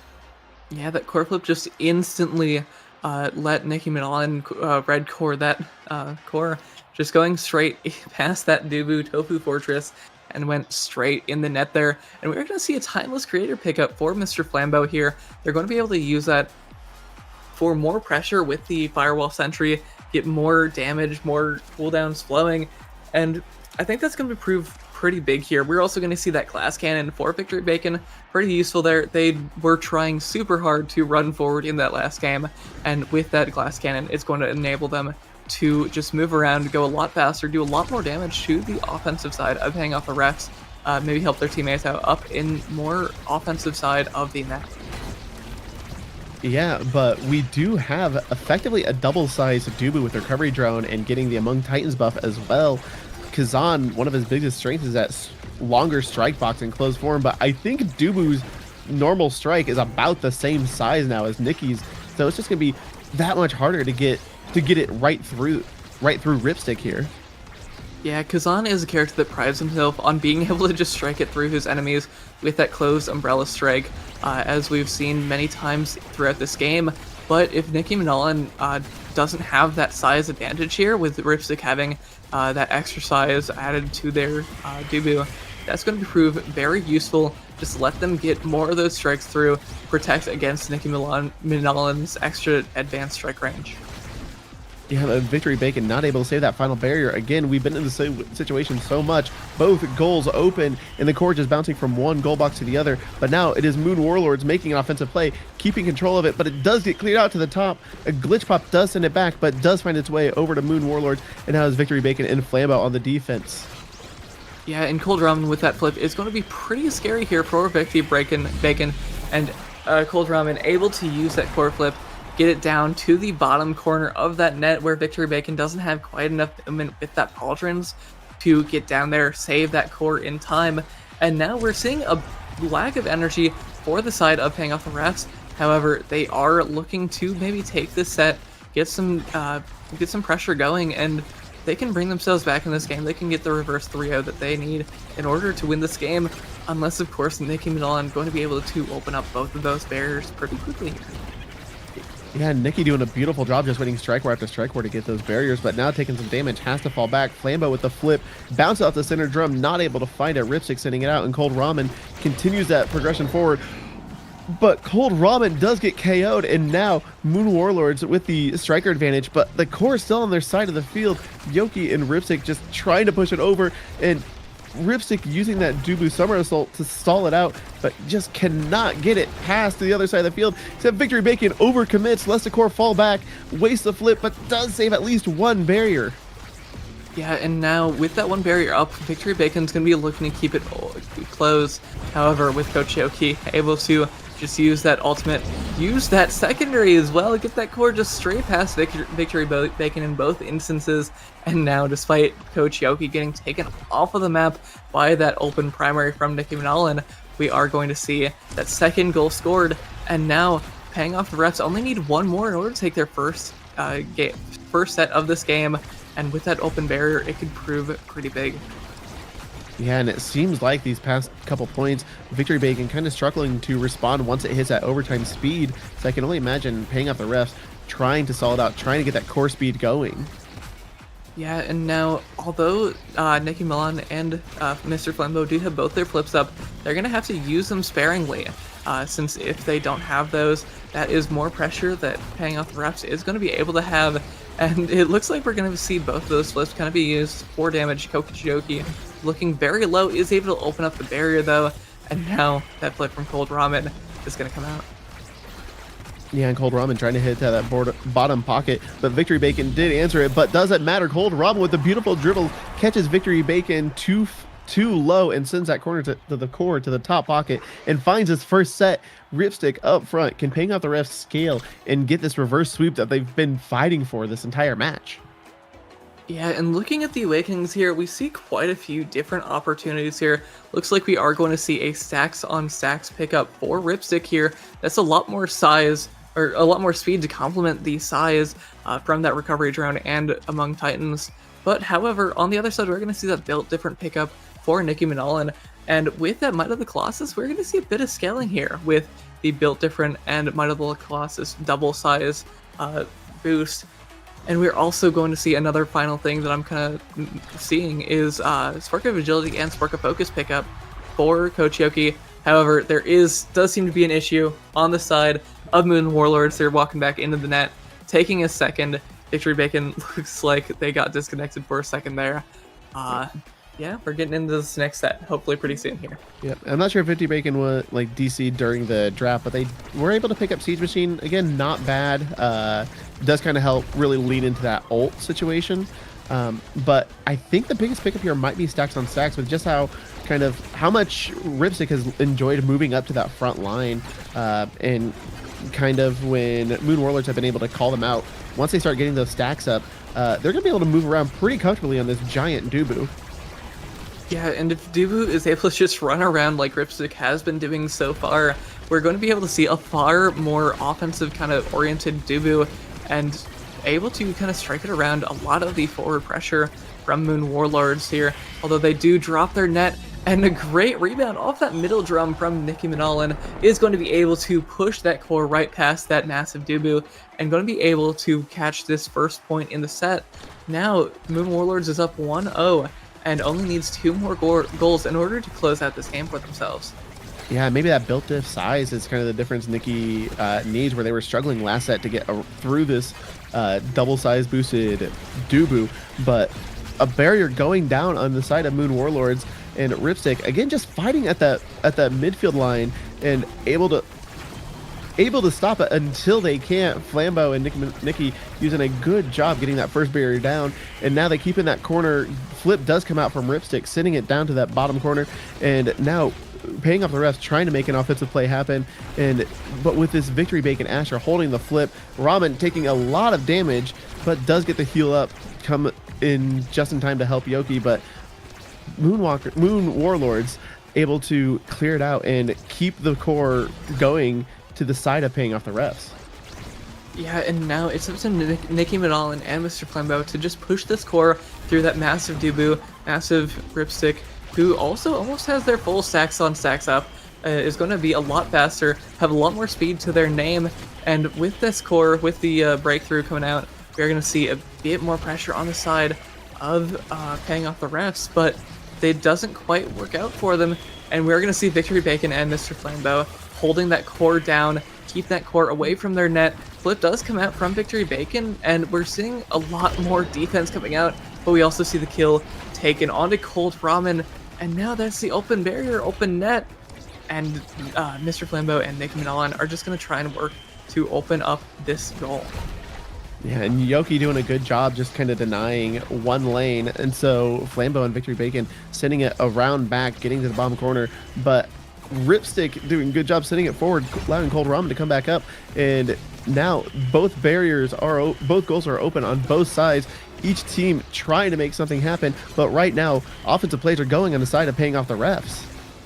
Yeah, we do see a lot of energy on the side of paying off the refs though, and now with Coach Yoki having that flip, it's going to be pretty scary for Victory Bacon. Coach Yoki uses that flip, isn't able to get anything quite yet, but now Nicki Minalin and Mr. Flambeau, both their core flips ticking on to full at that time, and now Nicki Minalin using that flip in order to close out that goal. And Moon Warlords are only 1 point away from closing out this set, closing out this game, and taking themselves up to 6-1 for this week. Yeah, they do have a flip on Mr. Flambeau here, and one barrier already down on the side of paying off the refs. That Firewall Sentry pushing it forward, not able to confirm that second barrier, but there goes the flip. The pass splitter comes up, but both flips coming out of Ripstick and Cold Ramen burn defensively, but unfortunately, that Tofu Fortress does not hold the core and does lose their last barrier, and an unfortunate bounce takes one barrier down on the side of Moon Warlords. But it looks like Nikki and Flambeau just trying to get something happen, but Yoki gets it past Nikki, past Victory Bacon, gets that final barrier down, and a beautiful redirect out of that Zentaro primary, sends it to the top as Victory Bacon was expecting the bottom, and paying off the refs, get a point on the board. Yeah, we saw Yoki with that great flick coming out, able to kind of throw Victory Bacon off, win that 50-50, and now with that point on the board, paying off the refs is looking a bit more comfortable here. They already took that set previously, but now they're looking to maybe close out this game for themselves, give them another set, take it to set 5. But we do see double flip up for the side of Moon Warlords. This could prove pretty big, as well as Cold Ramen getting taken off the field. Now it's up to that flip from Mr. Flambeau, going to not quite open it up. Great defense, though, from paying off the refs. And now we're going to see a pretty close point here. And yeah. Yeah, Ripstick doing a beautiful job with this size, but unfortunately, Nikki getting a good bounce off that center barrier does take the final barrier down, and Fireball Sentry does not catch the core, but it does catch Cold Ramen, and now it is a striker advantage for the side of Moon Warlords. Can they lock it down? Can they get it through? Nikki taking a lot of damage. Victory Bacon pushing forward top. Flambeau lets the core go by, loses a barrier for it. Nikki on death's door, running back just to try to stay alive, as paying off the refs now get the offensive pressure going and trying to get through this triple goalie defense that the Moon Warlords has going on for them. Yeah, and we've seen some great defense from Ripstick, almost always having a teammate off of the map here, and now with that flip, Ripstick is going to be able to keep the core away from their net for the time being. They just got to hold it down until Yoki is back up online, and we're going to see Ripstick, trying to save that core. Unfortunately, though, Nicki Milan going to use that barrier, using that middle Taiko drum, is going to push it straight through and close out this game for themselves. Yeah, Nikki getting great usage out of that center drum several times throughout this match, and there at that last point, as we saw, just kind of using it to bait out a strike out of Yoki and able to get the core to go into that top pocket. But it was a Moon Warlords doing a phenomenal job. It started off a little rocky defensively for them, but whether they got scaling that they needed, they had that very first draft where they kind of dropped it defensively. From that point on, paying off the refs just kind of struggled to get it through the defensive setup between Victory Bacon and Flambeau. Yeah, and we saw no fewer than 200 redirects on each side, each team. We saw a total of 314 redirects coming out from Mr. Flambeau, controlling that core. This game was very back and forth, but ultimately it just kind of came down to Moon Warlords just able to keep that core alive and just keep that core out of their net.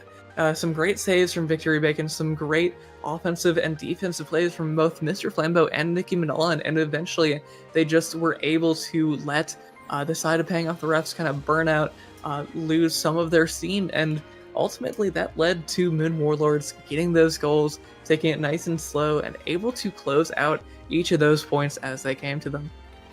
Yeah, and a beautiful game to end on this day 1 of ISS Season 2. That will be it for tonight, but next week we go to the bracket stage with the top 4 teams competing for the top spot in this season of ISS.